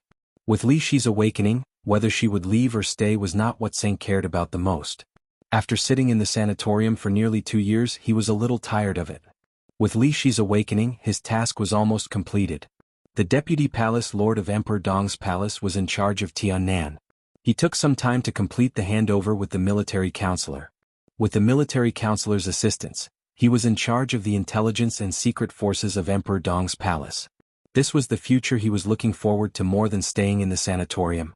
He walked out of the ward and closed the door. The moment the door closed, he peeked into the ward through the gap. In his sight, Li Shi sat up, reached out to hold her knees, and quietly looked at the night outside the window. No one knew what she was thinking. Saint shook his head and smiled. The door closed and the whole world seemed to become quiet. The night outside the window was quiet and deep. Although it was cold in winter, there was no wind, frost, rain or snow tonight. The street lights in the sanatorium were lit, blending with the moonlight and reflecting light in the night. It was quiet, gentle and spacious. Everything in his line of sight was like an oil painting that had been completely frozen in darkness. It was slightly heavy, yet it carried a wisp of indescribable lightness. Li Shi sat on the bed in a daze, looking out of the window. It seemed that she had not completely woken up from the coma of more than 2 years. She was a little confused, and there seemed to be two personalities in her mind. One was recalling in a mess while the other was thinking in a daze. The pictures of the first decades of her life kept flashing in her mind. They were not in a coherent world but were unconstrained. They were about her father, her daughter, Kunlun City, the Li family, countless scenes, countless smiling faces and countless mockery. Wind and rain, ups and downs. Perhaps they were all very interesting stories. There were those who endured humiliation, those who were overcome with emotion, those who were at a loss, those who were in high spirits, and those who were completely disheartened. The images that flashed in his mind began to arrange themselves in order. Li Shi thought quietly, recalling her life. She did not lose her memory, but she remembered many things. In her memories, she looked at the people who played an important role in her life, but she could not find her place. Muddle-headed, a walking corpse. What have I been doing all these years? Or what did he do? The past was like the wind, but the memories were like the tide. Her thoughts had only just begun, and the endless past had already completely drowned her in the next moment. She saw Gu Xingyun and the Gu clan who had endured in the past. He saw the arrogant Li Guangtu of the past. He saw Wang Tianzong, who used to be silent and a little dull. He saw Li Honghe, who stood at the peak and protected Zhongzhou state and the Li family wholeheartedly. Every single one of them was vivid in his memory. Everyone has a meaning. What about himself? He had lived for more than 50 years. Apart from becoming a tool used by others to achieve some conspiracy, what meaning did his life have? Perhaps the answer to this question had already been found after the case of treason. More than 20 years passed quickly. Until today, Li Shi finally determined that the only meaning of her life might be to pierce the man's chest with her sword. Countless laughter, happiness, longing, expectations, and promises had all turned into bubbles along with that sword strike. Fresh blood flowed down from the blade. He collapsed, laughing wildly. Everything after that, until now, was a paleness that she did not want to recall. Li Shi took a breath gently. She seemed to feel a little cold and subconsciously held herself tighter. Your emotions are a little confused. She didn't know how much time had passed. In the extremely quiet room, an indifferent voice suddenly sounded in Li Shi's ears. Li Shi, who had been completely immersed in her memories, suddenly shook and raised her head subconsciously. Li Tianlan stood by the bed and looked into her eyes. His expression was calm. How do you feel? Li Shi looked at him in a daze. After a while she shook her head and said, I'm fine but not very good. It will take some time. Li Tianlan nodded and did not choose to sit down. He just said in a calm voice, Go ahead. He stood by the bed motionless. The black windbreaker wrapped his body, and the complicated golden lines on the windbreaker shone softly and slightly under the light, but every ray of light was like the sharpest sword light. Li Shi quietly felt the aura, laughed at herself and whispered, I know the East Emperor Palace, but the East Emperor Palace has become the East Emperor Palace. Now you are really qualified to be called Your Majesty. Li Tianlan did not speak. How is she? After a moment of silence, Li Shi continued to ask. This question was a bit abrupt. But Li Tianlan could basically be sure who she was talking about. Li Tianlan's mouth twitched. You care? Li Shi hugged her body tightly and leaned against the corner of the wall. Such a posture might look a little delicate and pitiful on others, but on her, it was a kind of lifeless sadness. Do you want to say that I don't deserve it? Li Tianlan narrowed his eyes. His expression was still calm, but his voice became a little cold and hard. She will be fine. Thank you. Li Shi whispered, No, forget it. Li Tianlan nodded. If there's nothing else, I'm leaving. I thought you would have something to ask me. Li Shi laughed at herself again. Do you already know, or ask you what? Li Tianlan looked at Li Shi quietly. Ask if you are my mother? Li Shi's palms suddenly clenched and she seemed a little nervous. Am I? What do you think? Li Tianlan laughed. Li Shi stared at Li Tianlan's eyes in silence. There was a smile in her eyes, but there was no emotion in her smile. Yes and no. She whispered. Li Tianlan nodded and said yes. When did you know? Li Shi asked. After the chaos was over. When I returned to Yuzhou, I asked a lot of people about Mormons, but it doesn't matter. I don't know anything and I don't want to know. It doesn't matter. Escape. Li Shi's eyes were a little deep. Refuse to forgive them, or you think too much. Li Tianlan smiled. I don't hate anyone, let alone forgive them. I don't want to know and they don't seem to want me to know. Things have come to this point but there is no need to point it out. It's good to know. I have suffered a lot since I was a child but Grandpa is very good to me. I have no resentment in my heart, not at all. Moreover, some things don't need to be changed. Whether my surname is Li or Dongqing. He was silent for a while and said faintly, we are all together. We are all a family. What's the difference? Li Shi lowered her head silently. Li Tianlan waited for a while. Just when he wanted to leave again, Li Shi spoke, but it was a topic that had nothing to do with his life experience. In fact, I think I really liked Gu Xingyun, even loved him. She said softly and her voice was like a dream. Li Tianlan raised his eyebrows. So maybe I'm really a fickle woman. My father wanted to be in power at that time. Things like fate really exist. He could see the strong fate of the Gu family at that time. According to him later, even if there was no treason case, the Li family was doomed to fall. So in the days when the Gu family was humble, I was sent to Kunlun City by him. At that time, Gu Xingyun was not like now. She thought for a while and suddenly found that she had no specific impression of Gu Xingyun over the years. She couldn't help laughing again. At that time he was very simple. Although he had some ambitions, they were in the ordinary category. He didn't have so many resentments later. I think he also liked me at that time. He liked me very much, but later I appeared beside Li Kuangtu. At that time, Li Kuangtu didn't have to get me. He just met me occasionally in the Gu family and said I was beautiful with a smile. He didn't even ask my name.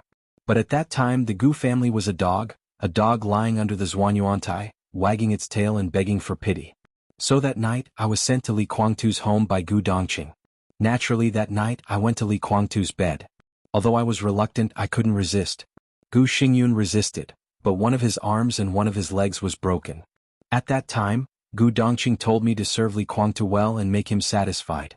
Otherwise he would make Gu Xingyun's life worse than death. Li Tianlan did not speak. He had no impression of Gu Dongqing, but he seemed to have heard of the name. He was the former patriarch of the Gu family and Gu Qianchuan's uncle. When he was the patriarch, Gu Xingyun's branch was not outstanding, and Gu Qianchuan's branch was the orthodox of the Gu family. Li Tianlan thought of the information he got from the Lu family in Huading and the Heshabi, and his imagination ran wild. Li Shi said unhurriedly, at that time although I was with Gu Xingyun, my body was very clean.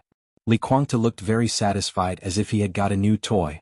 At that time I could be said to have used all my skills to tie him to me.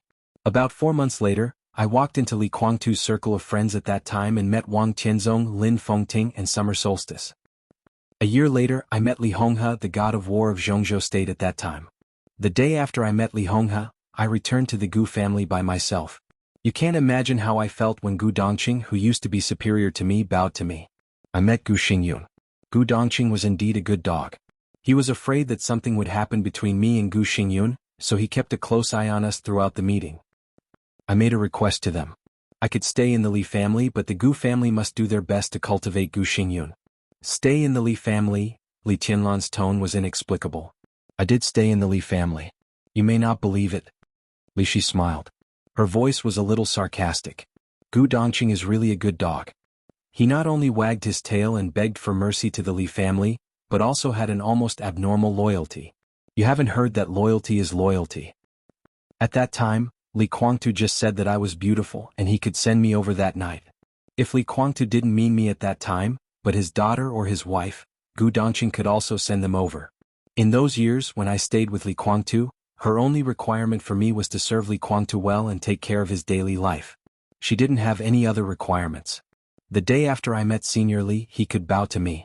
Not only me, but you should know that at that time, Situ Tsangyue and Yun Qinshi, the current Phantom Sword Master of Mount Shu, were also Li Kuangtu's women. Gu Dongqing was already an invincible realm expert at that time. When he saw them who were still young, he would also bow to them. In the eyes of others, it was servility. But for the Li family, this kind of loyalty was undoubtedly what the father and son of the Li family liked. So at that time they almost completely trusted the Gu family. Go on. No one knew what Li Tianlan was thinking about, but he said quietly. In those years I had been with Li Kuangtu. Occasionally I went to the Gu family and met Gu Xingyun. What happened later? She shook her head and recalled quietly. After Gu Dongqing died and Gu Qingfeng became the patriarch of the Gu family, everything changed.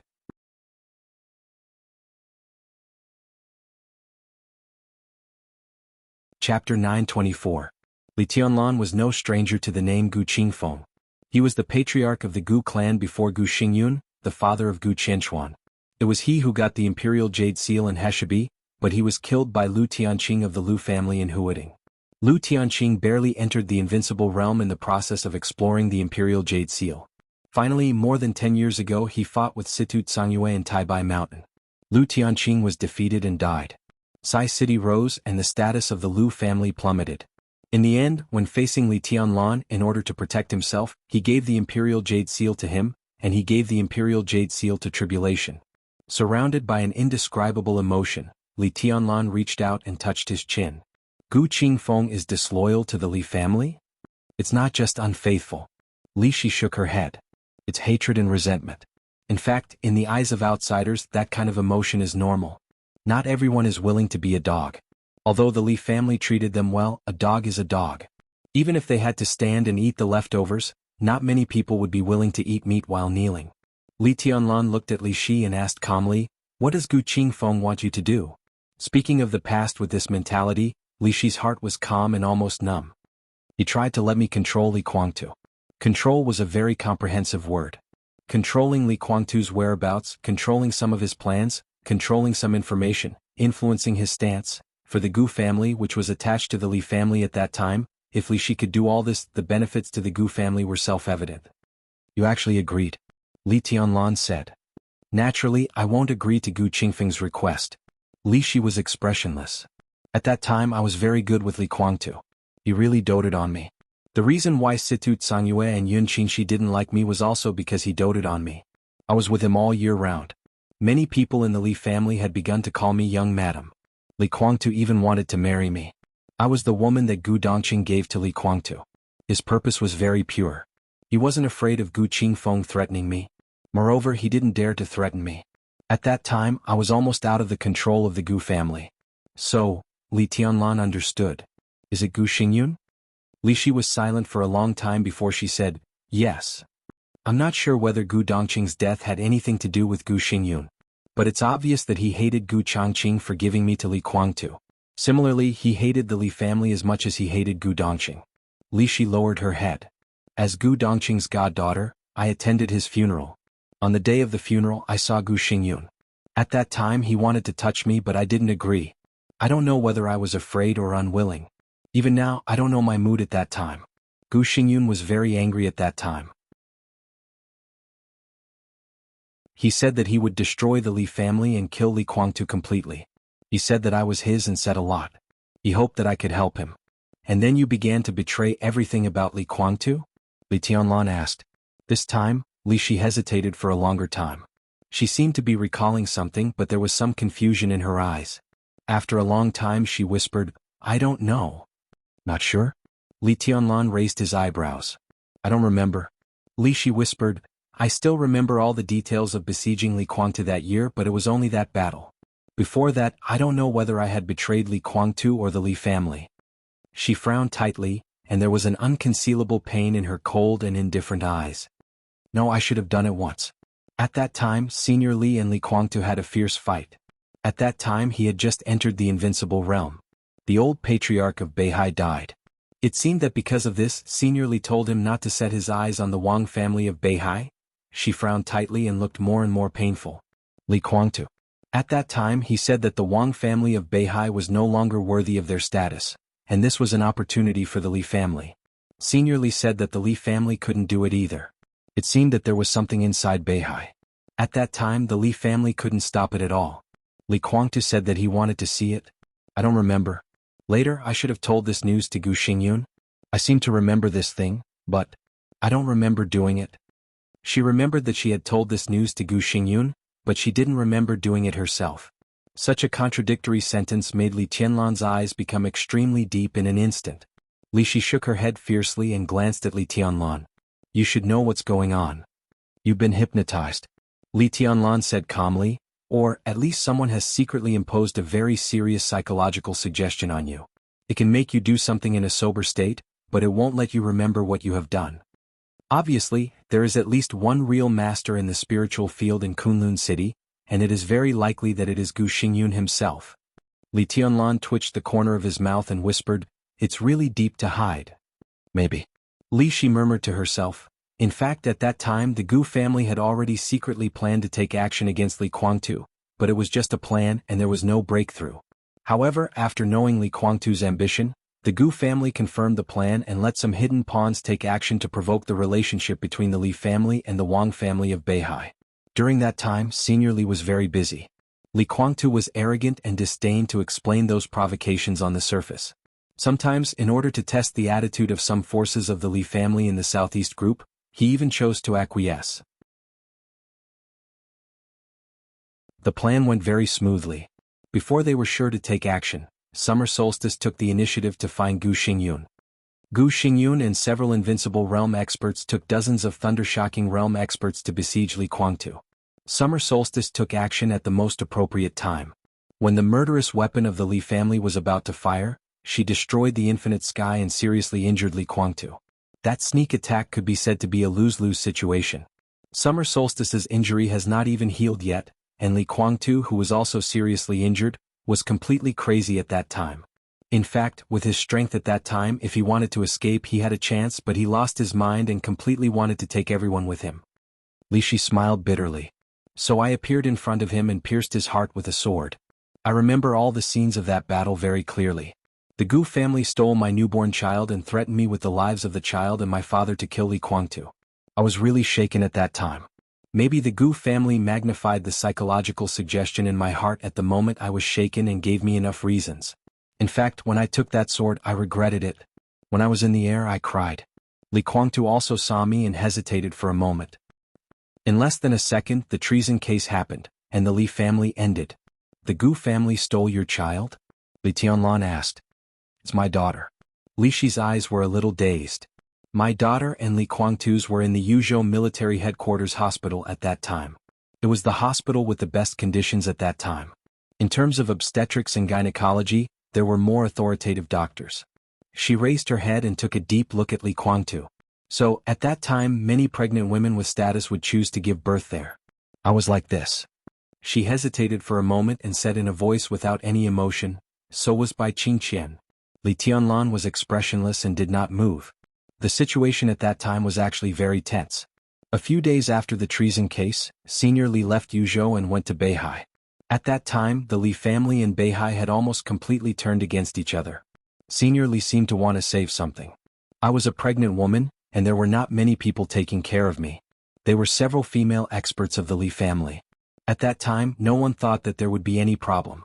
After all, the Li family had not fallen yet. Who dared to hurt me? But the accident happened. Gu Xingyun sneaked into the hospital in person. At that time he thought that there were no big shots in the hospital. No one could find him.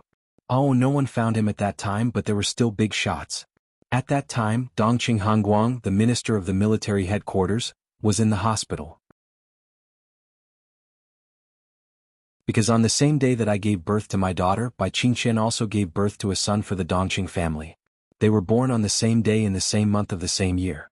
Li Tianlan took a deep breath and did not speak. I was a little weak after delivery.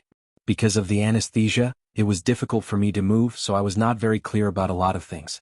But in the process of cleaning up after the baby was born, it was said that a soldier rushed in directly, laughed and called him godson, and took my daughter away. When the nurse found out that she had taken the wrong person and chased out, Gu Xingyun walked in. At that time there were two babies, a boy and a girl in the room. One was a child of the Dongqing family and the other, Li Shi smiled. He knew that I gave birth to a daughter, so he didn't touch the boy but took away the girl who was also just born, and me. When the Dongqing family found out that the soldier had taken the wrong child and took the child that really belonged to their family back, they found that the mother of the girl they had been holding, that is, me, had disappeared. Li Tianlan's mouth twitched and he said in a low voice, "Who was the person who took your daughter out at that time?" "Thunder God of the Dongqing family," Li Shi said. Li Tianlan remembered Thunder God, who had accompanied him in the desert prison for more than a year, and he didn't know what to say for a while. Later the treason case broke out. The Dongqing family didn't give the child to Li Honghe until he came back. But I don't know why the granddaughter of the Li family became the grandson, and the grandson of the Dongqing family became the granddaughter. She looked up at Li Tianlan and suddenly said, "Do you think it was intentional or unintentional?" I heard that soon after, Bai Qingqian and Dongqing Wudi completely fell out. Although they didn't divorce, they basically broke up with the Dongqing family. They haven't returned to the Dongqing family for nearly 20 years. It wasn't until you appeared that they got back together. Li Tianlan stared at her silently. After a long while he said, "Oh." His expression was calm, and his tone was neither salty nor light. "You really don't care about these things?" Li Shi smiled. "It doesn't make any sense," Li Tianlan said calmly. "Maybe." Li Shi answered absent-mindedly, "After the case of treason, they forced me to kill the child who was mistakenly adopted. You probably know what happened next. I returned to Kunlun City and gave birth to Qingqing for Gu Xingyun. So many years have passed in a flash. Sometimes Gu Xingyun may be right. I'm really a bitch. I'm a fickle woman who likes the new and dislikes the old. I liked Gu Xingyun but eventually fell in love with Li Guangtu, but I gave birth to a daughter for Gu Xingyun." Her voice gradually became lower. If I could have made different choices at the beginning, it would have been great. Now I have." Li Tianlan said calmly. Li Shi's body trembled slightly and she didn't speak for a long time. "If you need any help, just tell me." Li Tianlan smiled. "As you just said, you are not my mother but you are my mother. Although no one is willing to admit this, I am still willing to help you do something." Li Shi was silent for a long time. "I have 2 daughters," she said softly with a trembling voice. "One is by your side and the other, I hope you can take her out and let her leave Kunlun City. You are His Majesty. You can do it." "Anything else?" Li Tianlan asked. "It's not easy." Li Shi looked at him and her voice was pleading. Li Tianlan thought of the psychological hint on Li Shi and nodded. "Anything else?" Li Shi shook her head and whispered, "No. After this matter, if you don't mind, leave a place for me in Emperor Dong's palace." Divine Emperor of 9 Heavens.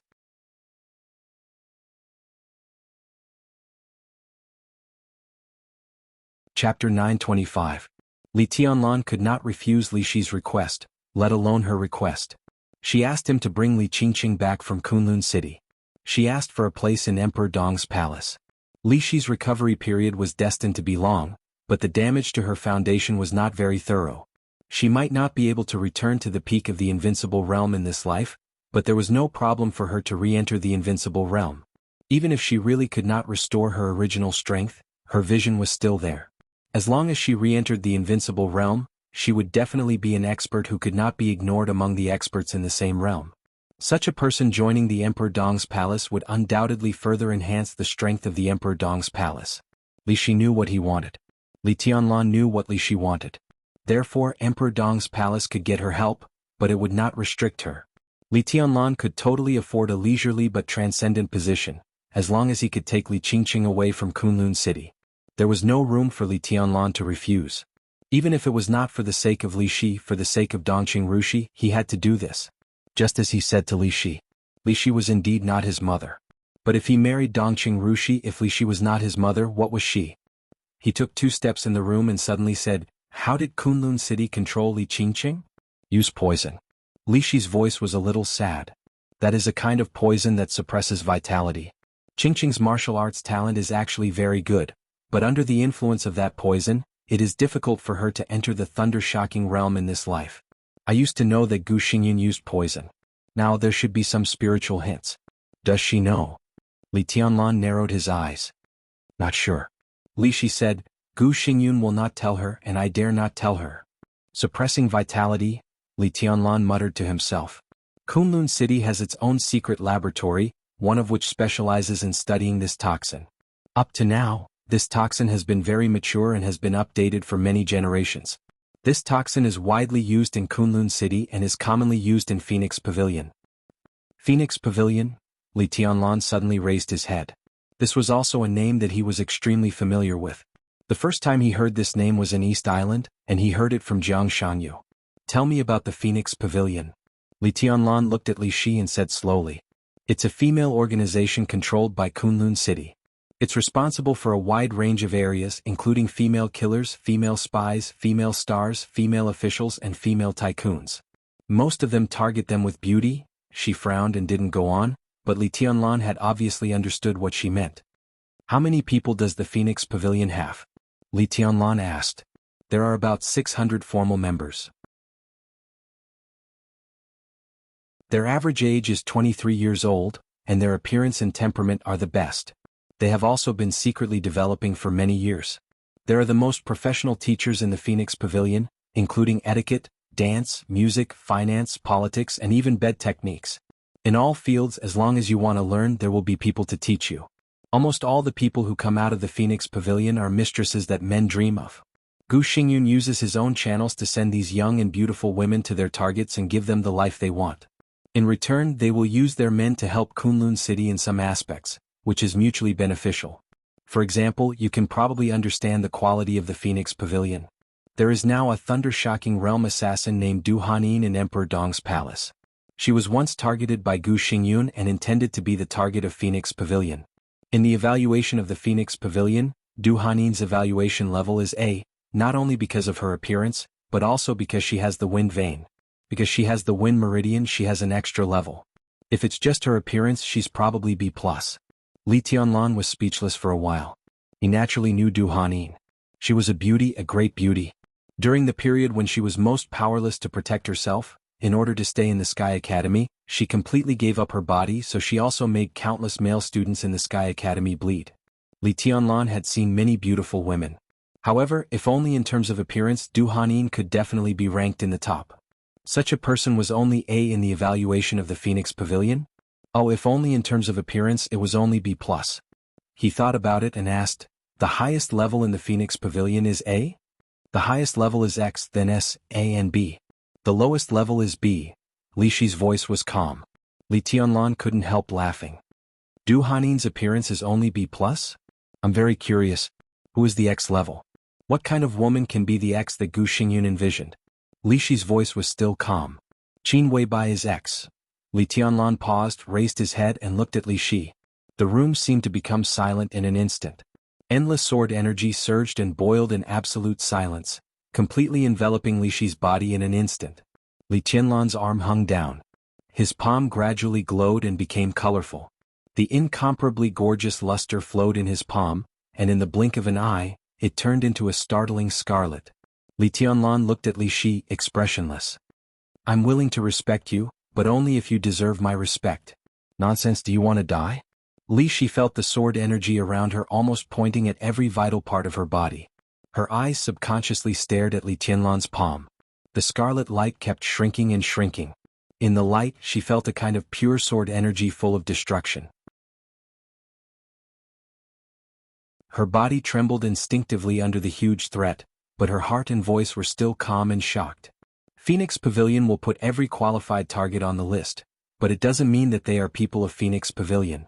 If they are on the list, it means that Kunlun City wants to target these people, but it hasn't found a chance. I don't want to anger you, but I can say responsibly that Qin Weibai is indeed on that list, and she is the only X. Although she is not in Phoenix Pavilion, as long as there is a chance, Gu Xingyun will definitely get her to Phoenix Pavilion at all costs. Below the X level is the S level.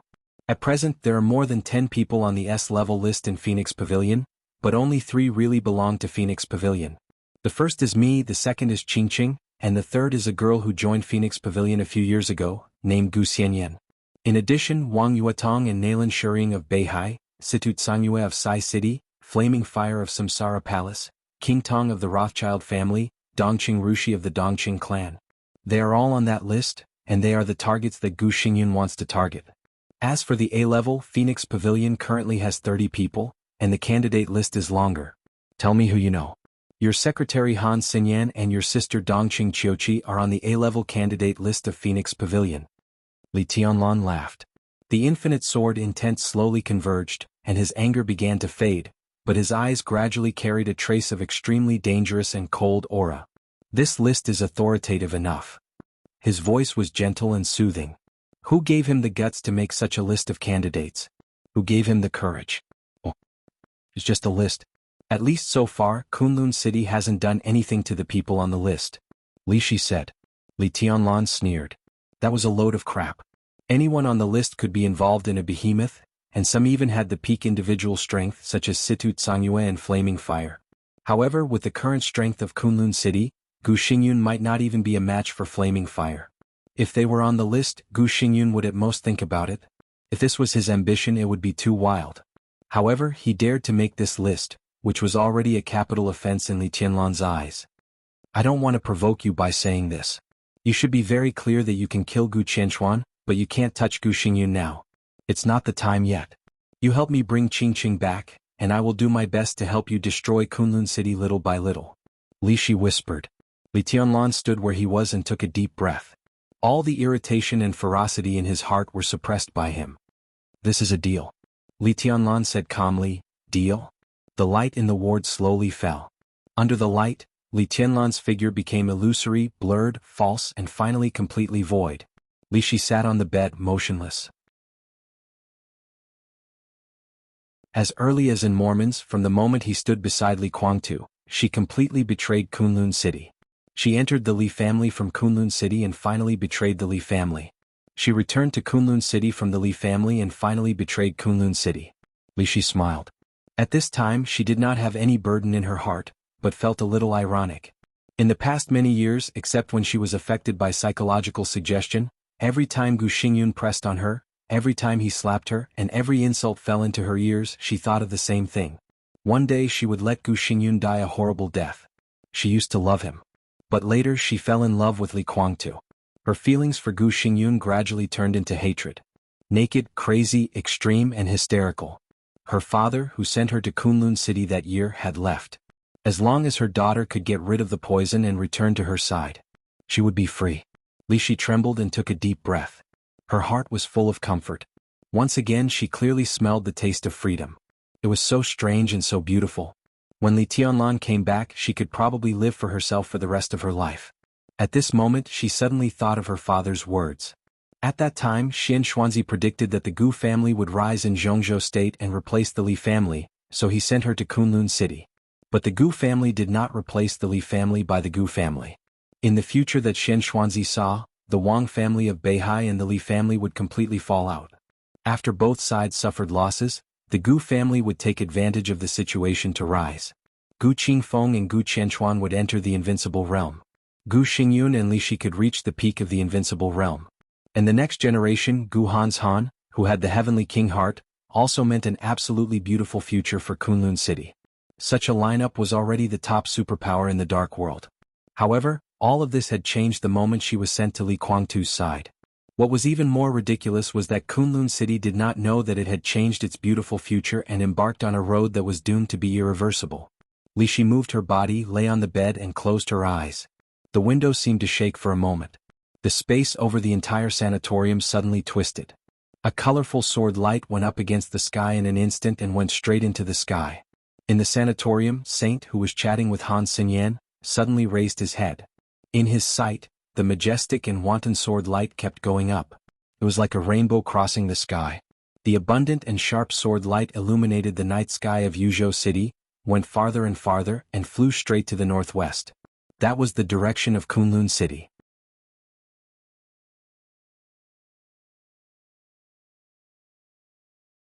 Chapter 926. After dealing with the documents, Li Huaqing stood up from his desk. Just as he was about to eat something and rest, his secretary Ma Si knocked on his office door. Li Huaqing smiled at him and said, "That's all for today. Time to get off work." Ma Si also nodded with a smile and whispered, "I just received a call from Minister Dongqing." Madame Li Shi woke up. Li Huaqing, who was already thinking about what to eat, paused for a moment and sat back at his desk. Is Li Shi awake? Murmuring to himself, he subconsciously tapped the table with his fingers. He was deep in thought. The sanatorium of the giant group was extremely closed. If there was no killing intent in such a place, there was no need to infiltrate his own people. Any invincible realm expert was the core combat capability in any country, and it could even be said to be the core trump card. No matter what Li Shi's identity was, her strength at the peak of the invincible realm was there. No one said anything when she was in a coma. But once she woke up, the sanatorium would definitely report it to its superior immediately, and finally, it would be conveyed to him. It should have been a few hours ago. Ma Si lowered her voice and said in a complicated tone, Li Tianlan didn't hide his whereabouts. He came directly to Yuzhou from Huading and entered the sanatorium. He should have come to see Li Shi. But at that time the news of Li Shi didn't come out, so we didn't know what he was doing in Yuzhou. Li Huaqing remained silent. In just a few hours, the news that Li Tianlan had killed the killer of the invincible realm with one blow in Huading had quickly spread throughout the dark world. First Gu Qianchuan, then Zhu. The two invincible realm experts were both killed by Li Tianlan with one blow. Li Tianlan was completely building his reputation as the East Emperor with bloody military exploits. When the news came out, Prime Minister Chen Fangqing called him. Li Huaqing didn't answer it as he couldn't see the undercurrent aroused by this news for the time being. However, according to the report of a director of Wuxia, Wang Qinglei had already arrived at Yuzhou province the moment he received the news. At this moment, the entire dark world must have fallen into chaos. 13th floor. Dong Huang, Shenyuan Feng, Li Tianlan. No matter what it was, no matter what the outside world thought of him, he was proving one thing to the outside world. There was no solution. Li Tianlan was at a loss. In this current era, he was truly an invincible existence. The death of Gu Qianchuan and Li Ju might not fully explain this, but Beihai, which was on the verge of breaking out, was destined to be the stage where Li Tianlan really ascended to the throne. At times like this, Li Huaqing sighed and whispered, "What can he say to Li Shi when he comes to Yuzhou? Let her join Emperor Dong's palace."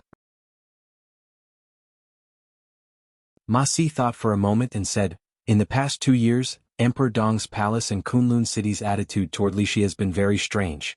Moreover, when she was in Mormons, she stood with Li Guangtu and Lin Fengting. I think no matter what His Highness Gu Xingyun ordered her, he would not give her such an order. It's very interesting that after the end of Mormons, I collected information about Kunlun City. All kinds of signs show that in that chaos, Kunlun City sent not only Li Shi to Snow Country, but also a quite elite team of experts. But from the beginning to the end of the chaos, the elite team of Kunlun City did not appear. Only Li Shi appeared and she stood with Li Guangtu. Li Shi has been in a coma in the sanatorium for more than 2 years. Kunlun City doesn't care about her and doesn't even want to take her back. On the contrary, Emperor Dong's palace is doing its best to treat her, which seems a little strange." "You mean," Li Huaqing said lightly, "Li Shi betrayed Kunlun City? This is the most reasonable explanation." Ma Si said seriously, "It's difficult for an invincible realm expert to be completely in our sight. Even Li Tianlan, the commander-in-chief at that time, we can't fully know what they did.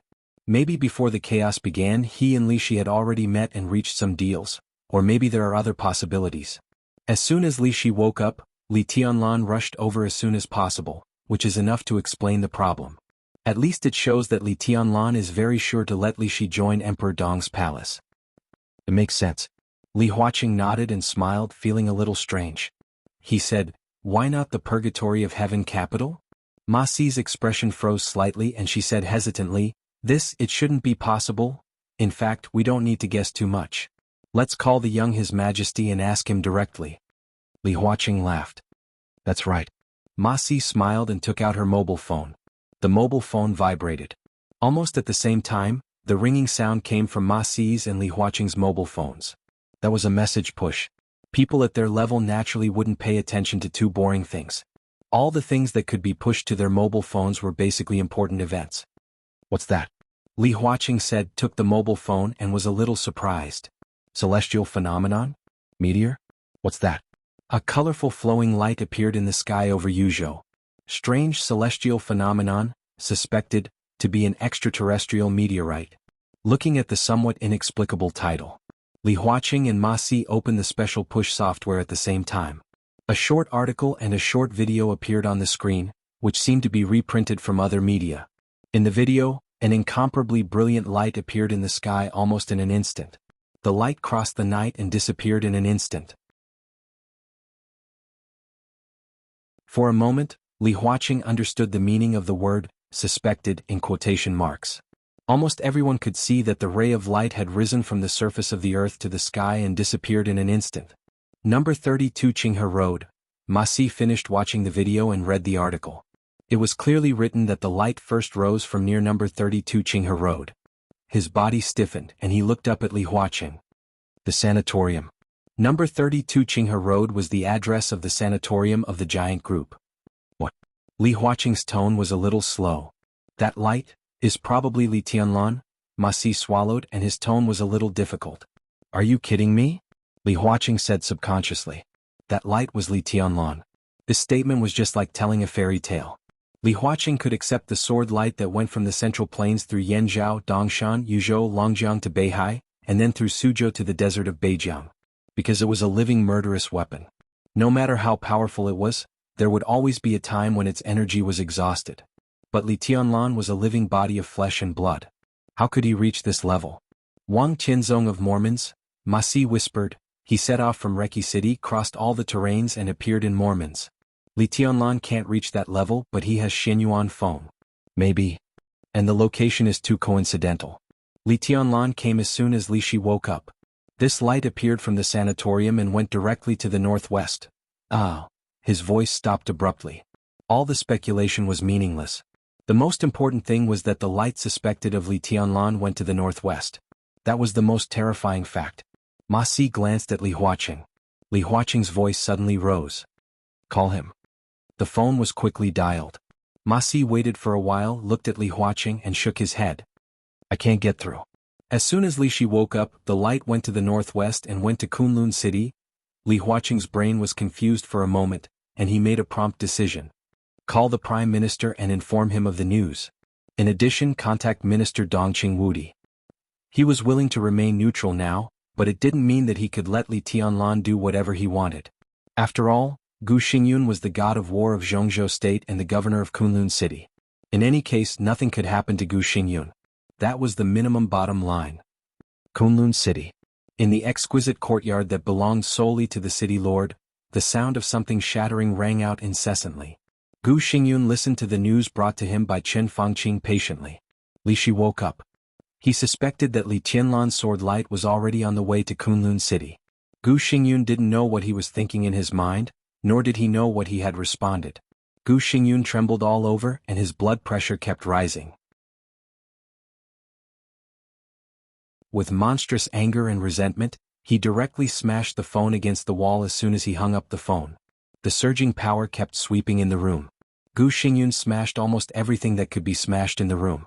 Some high-level officials of Kunlun City rushed over as soon as possible, but they were driven out mercilessly by Gu Xingyun. His eyes were red and he gritted his teeth. Standing in the ruins, he kept cursing, "Bitch! Bitch! How dare you betray me? How dare you betray me? Damn it, bitch, bitch!" With a heavy gasp, his voice echoed in the room like thunder. His expression was ferocious and he almost completely lost his mind. He liked Li Shi. He liked her and he still liked her now. He was very sure of that. That was the only woman he had ever loved in his life. He dreamed of being in harmony with her and growing old with her. Even after knowing that Li Shi had given birth to a child for Li Guangtu, he was still willing and wanted to forgive and accept her. He really thought so in his heart. So after the treason case, Gu Xingyun married Li Shi at the first time. But it was not the grand wedding he dreamed of. That wedding was low-key and simple. At that time, Gu Xingyun did not realize what he was avoiding. His married life with Li Shi was simple. At the very beginning, Gu Xingyun felt the ecstasy of regaining what he had lost. But there were also times when the emotions were strong and intense. He soon noticed Li Shi's numbness and the sadness that seemed to penetrate into her bones. For her own fate and also for Li Guangtu. Gu Xingyun was very angry, but he was also very disappointed. He suppressed the anger in his heart and talked with Li Shi again and again. There was no improvement at all. Li Shi's breath became more and more numb, and she was like a walking corpse all day long. He really liked Li Shi, so he tried to give her some psychological hints. He used this trick to get a lot of information about the Li family, and he also wanted to use this trick to make Li Shi loyal to him. But hypnosis was not omnipotent. Not to mention that Li Shi was already in the invincible realm at that time, and her strength was stronger than Gu Xingyun's. His hypnosis had no effect. Gu Xingyun wishfully thought that this was the reason why Li Shi valued Li Guangtu too much. The real situation might be like this. But Gu Xingyun, who was blinded by jealousy, did not think about anything at all. He had seen Li Guangtu and Li Shi under the moonlight many times, watching the two figures snuggling up to each other, watching Li Shi's belly slowly grow bigger, and watching her happy smile grow more and more. Strong jealousy and unwillingness almost distorted his soul. In fact, he felt inferior in his heart. He was not as good as Li Guangtu, far worse. He knew this, but he was unwilling to admit it. He always thought that as long as Li Guangtu died, Li Shi would be his. But what he got was a walking corpse. It was unclear how it started. When he slapped Li Shi's white and tender face for the first time, everything could no longer be reversed. At that time he caught Xin Xuanzi and ordered Li Shi to take off her clothes. Then in front of Xin Xuanzi he completed the so-called wedding night. Gu Xingyun's heart became more and more distorted, and all his dark thoughts seemed to burst out at that moment. He tortured Li Shi, insulted her, beat her and scolded her. The next day, looking at her bruised body, he apologized gently, hoping that she could forgive him. But Li Shi never changed. Thus he became even more irascible and his attacks became heavier and heavier. He poisoned Xin Xuanzi. After Li Qingqing spoke, he poisoned his daughter. He used all his means to tie Li Shi to his side. Gu Xingyun no longer cared about her heart. He even gradually forgot his own feelings. Seeing Li Shi, he could only. His first thought was to torture her, to keep her by his side, to torture her for the rest of her life. Even if he died, he wanted this woman to be buried with him. Xin Xuanzi and Li Qingqing needed him to give them temporary antidotes every once in a while. But Xin Xuanzi hadn't looked for him for a long time. So Gu Xingyun knew that Xin Xuanzi had most likely fallen in some corner. There was one less trump card that restricted Li Shi. In fact, Gu Xingyun had already had a hunch in his heart. After hearing everything about Mormons, he already had some guesses.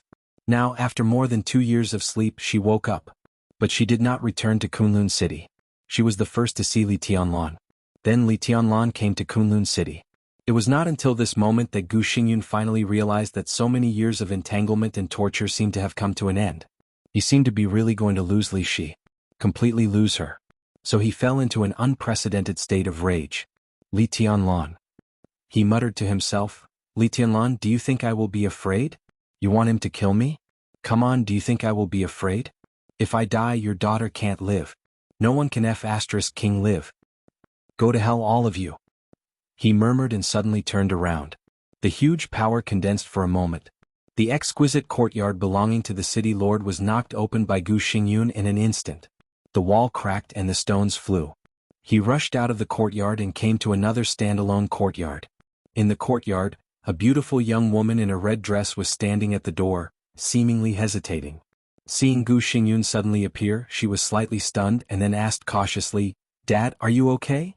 I'm fine, I'm fine. Gu Xingyun's voice was cold and he looked at Li Qingqing in front of him. Are you going out? Where do you want to go? Why, Kunlun City can't tolerate you? Li Qingqing's face was a little pale. She looked at Gu Xingyun and could not speak. Get into your room. Gu Xingyun's voice was cold and vicious. Without my permission, you are not allowed to step out of the room. Li Qingqing looked at him speechlessly, a little confused and a little innocent. Gu Xingyun suddenly raised his hand. Slap. He leaned forward and slapped Li Qingqing hard in the face. Li Qingqing's body was directly whipped up, broke the window, fell into her room and passed out on the spot. Gu Xingyun's expression was complicated. He took a step forward subconsciously with some pity, some apology, some madness, some ferocity, and countless expressions constantly intertwined on his face. He seemed to want to go in and see his daughter, but finally stood there and sneered. His figure flickered and disappeared in an instant. The next moment he had appeared in front of the gate of Kunlun City. The night was dark and the sky was full of flying snow. In the flying snow, he sat in front of the city gate, looking in the direction of Yuzhou with a cold expression. As long as Li Tianlan dared to come. He had already made up his mind. As long as Li Tianlan dared to come, he would kill Li Tianlan here at all costs. The wind was cold and the snow was cold. He sat there waiting silently like a statue. The night deepened, turning pitch black and becoming silent. The deep darkness slowly passed. The faint light lit up little by little in the flying snow. Dawn was coming. A stream of light suddenly lit up in the distant sky. The rainbow-colored light seemed to carry with it endless light. Dawn broke in the sky. At the moment when day and night alternated, the extremely distant sword light suddenly appeared in front of Gu Xingyun. It was unparalleled brilliance and sharpness. It was high and dazzling. The light pulled a long rainbow that tore the sky 10,000 meters away. The colorful light shone. At dawn, a rainbow as long as 10,000 meters suddenly appeared in front of the snowy Kunlun City. Everyone who saw this scene froze in place and stared blankly at the phenomenon that seemed to have surpassed the power of nature. The rainbow drew an arc in the air, extended toward Kunlun City, and finally landed in front of the gate of Kunlun City. The colorful sword light was stable and bright, like a bridge. Surrounded by endless light, Li Tianlan stood on the rainbow like a god. He looked at Gu Xingyun sitting on the gate tower with cold and majestic eyes. Gu Xingyun raised his head and looked at him with indifferent and cruel eyes. Gu Xingyun. Li Tianlan spoke faintly. His voice instantly swept the whole Kunlun city with the wind and snow, echoing on the snow-capped peak. Li Tianlan, Gu Xingyun laughed, but there was no smile in his eyes, only endless viciousness and killing intent. What are you doing here? I want a person from you. Li Tianlan said faintly. Gu Xingyun was stunned for a moment. He thought that Li Shi asked Li Tianlan to kill him, but he didn't expect that she just wanted a person. Me. He asked back, suppressed the complex emotions in his heart, and said indifferently, Who do you want? Li Qingqing. His voice was neither high nor low, but it echoed throughout the city. At this moment, standing on the rainbow, he had almost completely integrated with the endless snow-capped peak. Gu Xingyun suddenly fell silent. At this moment he completely understood Li Shi's plan, and he suddenly laughed. You want Qingqing? Is it possible? Dream on. You're dreaming. Are you still dreaming? You want Qingqing with just you? Impossible. I'll give you 10 minutes. The rainbow in the distance seemed to slowly converge toward Li Tianlan in the sky. Li Tianlan was expressionless. After 10 minutes, if I don't see her, I'll go in and find her myself. How dare you? Gu Xingyun suddenly got up and his powerful aura soared instantly. In front of the gate of Kunlun City, countless guards rushed over subconsciously, lined up, and looked nervously at Li Tianlan in the air. Li Tianlan's voice was calm and indifferent, without any leeway. Those who stand in my way will die.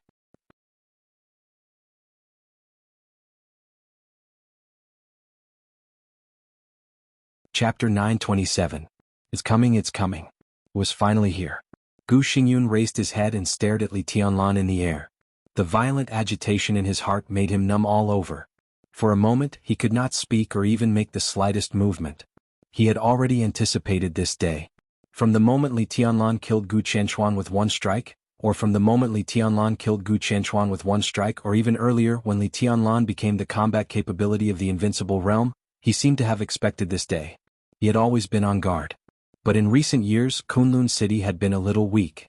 Li Tianlan, who was shining like the sun, had been rising rapidly and dazzlingly. Gu Xingyun knew that he would attack Kunlun City sooner or later. But he didn't expect it to be so fast. In the snowy morning, he floated in the air with the 10,000-meter-long rainbow. In front of him was Kunlun City. It was the hub of the special warfare system of Zhongzhou State. He was the war god of Zhongzhou State.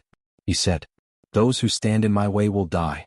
Gu Xingyun's body trembled slightly, not out of fear, but out of indescribable resentment and anger.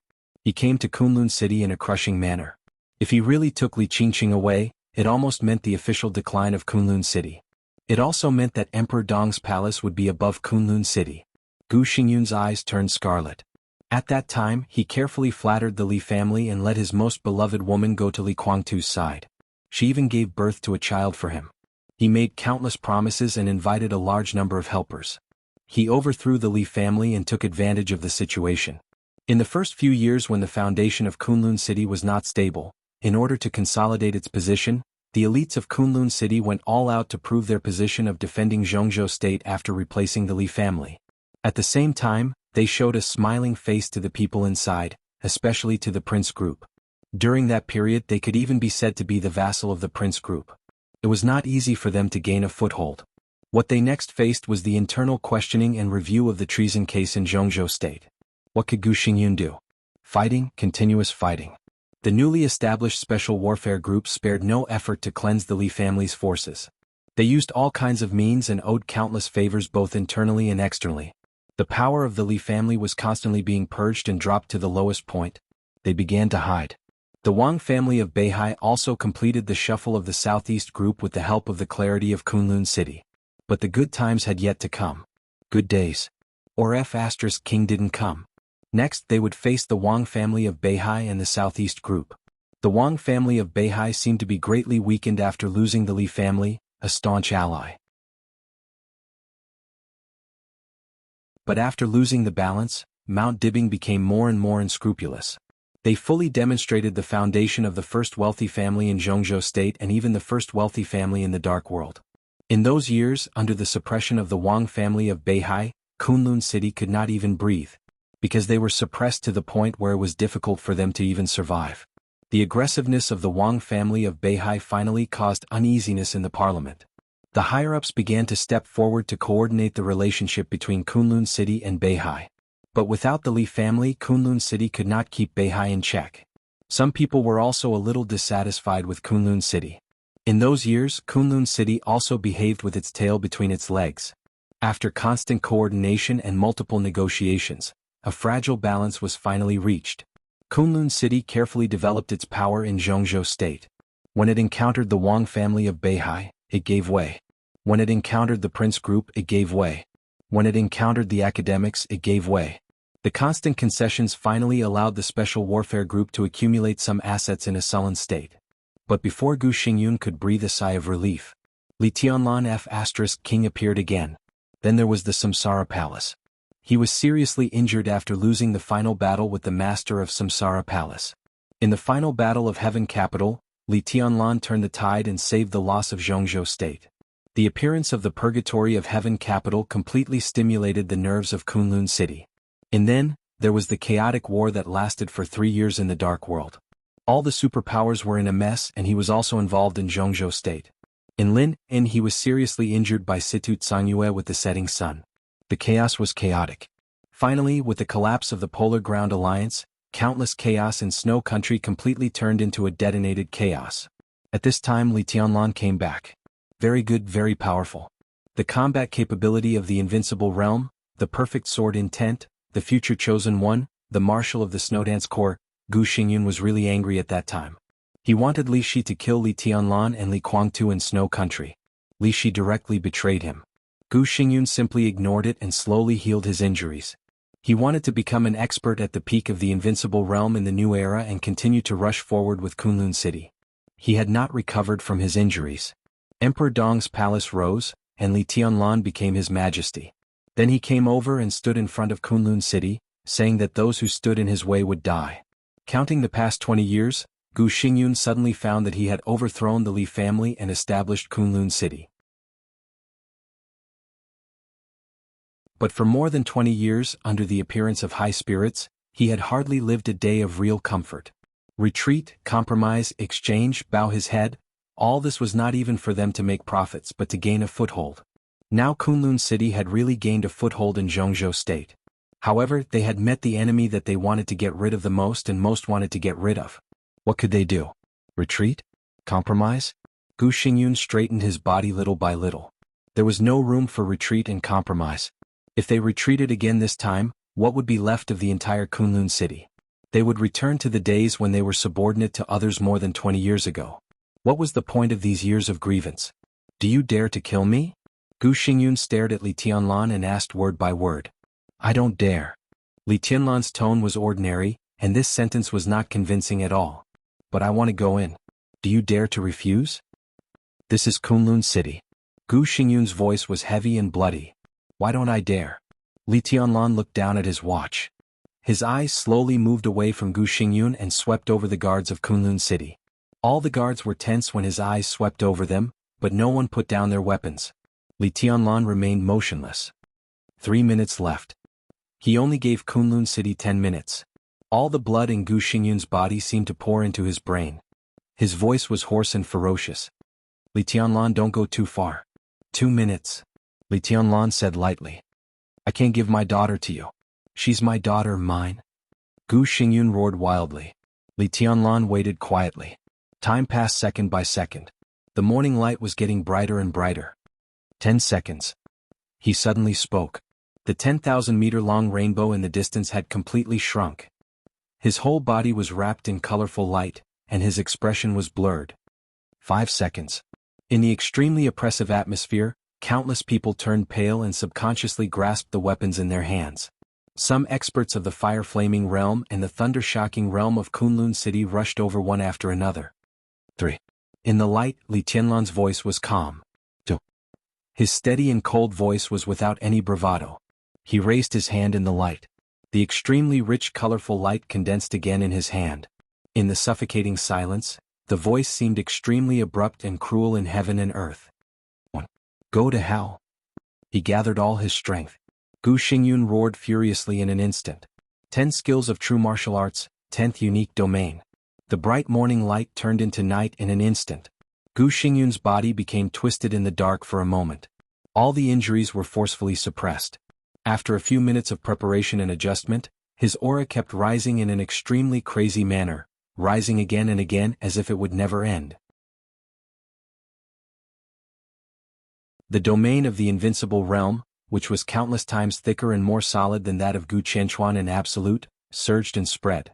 It was extremely quiet and dark. In an instant, the dark domain surrounded all the guards in front of the Kunlun city gate and protected them. The domain continued to spread.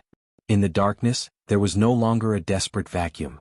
In the shortest amount of time, everywhere the domain passed, there was an astonishingly swift and fierce storm. This was Gu Xingyun's strongest power and his strongest domain. It was no exaggeration to say that at this moment, Gu Xingyun was in the best state he had ever been. After more than 2 years of silence, the peak of the invincible realm was already clearly visible in front of him. Although the injuries in his body had not yet healed at this time when he went all out, he was already better than himself more than 2 years ago. Gu Xingyun's eyes were cold, and he took a step forward in the domain. This was his domain, his home field. Between steps, his figure instantly crossed a distance of dozens of meters. In the dark domain there were silent storms everywhere.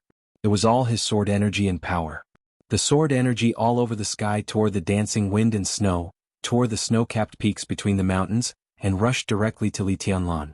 The next moment, Gu Xingyun's expression suddenly froze for a moment. In his sight, Li Tianlan was standing there. The colorful light around him looked more and more dazzling in the dark domain, so dazzling that it was even a little fake. But everyone could see that he was there, so real. But countless sword energy storms could not lock Li Tianlan's body at all. The domain roared and spread over. The moment it encountered Li Tianlan, it seemed to encounter an obstacle that needed to be avoided. He floated steadily in the dark void, and everything around him was not affected by the domain at all. The locking of the domain seemed to be completely ineffective against Li Tianlan. How was this possible? The bright light slowly flowed along Li Tianlan's arm and condensed little by little. Li Tianlan reappeared in Gu Xingyun's sight. But his existence became more and more illusory. Not to mention the sword energy storm in the domain. Now if Gu Xingyun closed his eyes, he could not even feel Li Tianlan's existence. The light condensed into a point in his palm. In the shining color, the luster became pure. You always seem to be unable to recognize the situation. Li Tianlan said quietly, but I like Kunlun City's resistance very much. This is the excuse I need. Gu Xingyun's heart sank for no reason and he said coldly, you'd better know what you're doing, Li Tianlan. Don't forget what Kunlun City means to Zhongzhou State. Even if you die here today, it doesn't matter. Li Tianlan said lightly, it may have been important before, but now Zhongzhou State belongs to Emperor Dong's palace. You always can't recognize the situation, but now I can tell you that my country doesn't need the so-called nation-protecting war god. In the shining luster in his hand, his raised palm suddenly stopped. At that moment, Gu Xingyun seemed to feel great danger. He suddenly roared and appeared directly in front of Li Tianlan. He waved his fist. The thick and solid domain suddenly became twisted and violent. Li Tianlan's raised palm stretched forward. The rainbow-colored radiance had completely disappeared. His fingertips were already as red as blood. You're tuning in to the Han Li's Wuxia Chronicles YouTube channel. We're so grateful for your support and don't forget to subscribe to join us on this incredible journey through captivating stories. Your generosity through donations truly makes a world of difference, as it's the primary source of revenue that allows me to expand and enhance this channel for you. Thank you from the bottom of my heart for being a part of this adventure.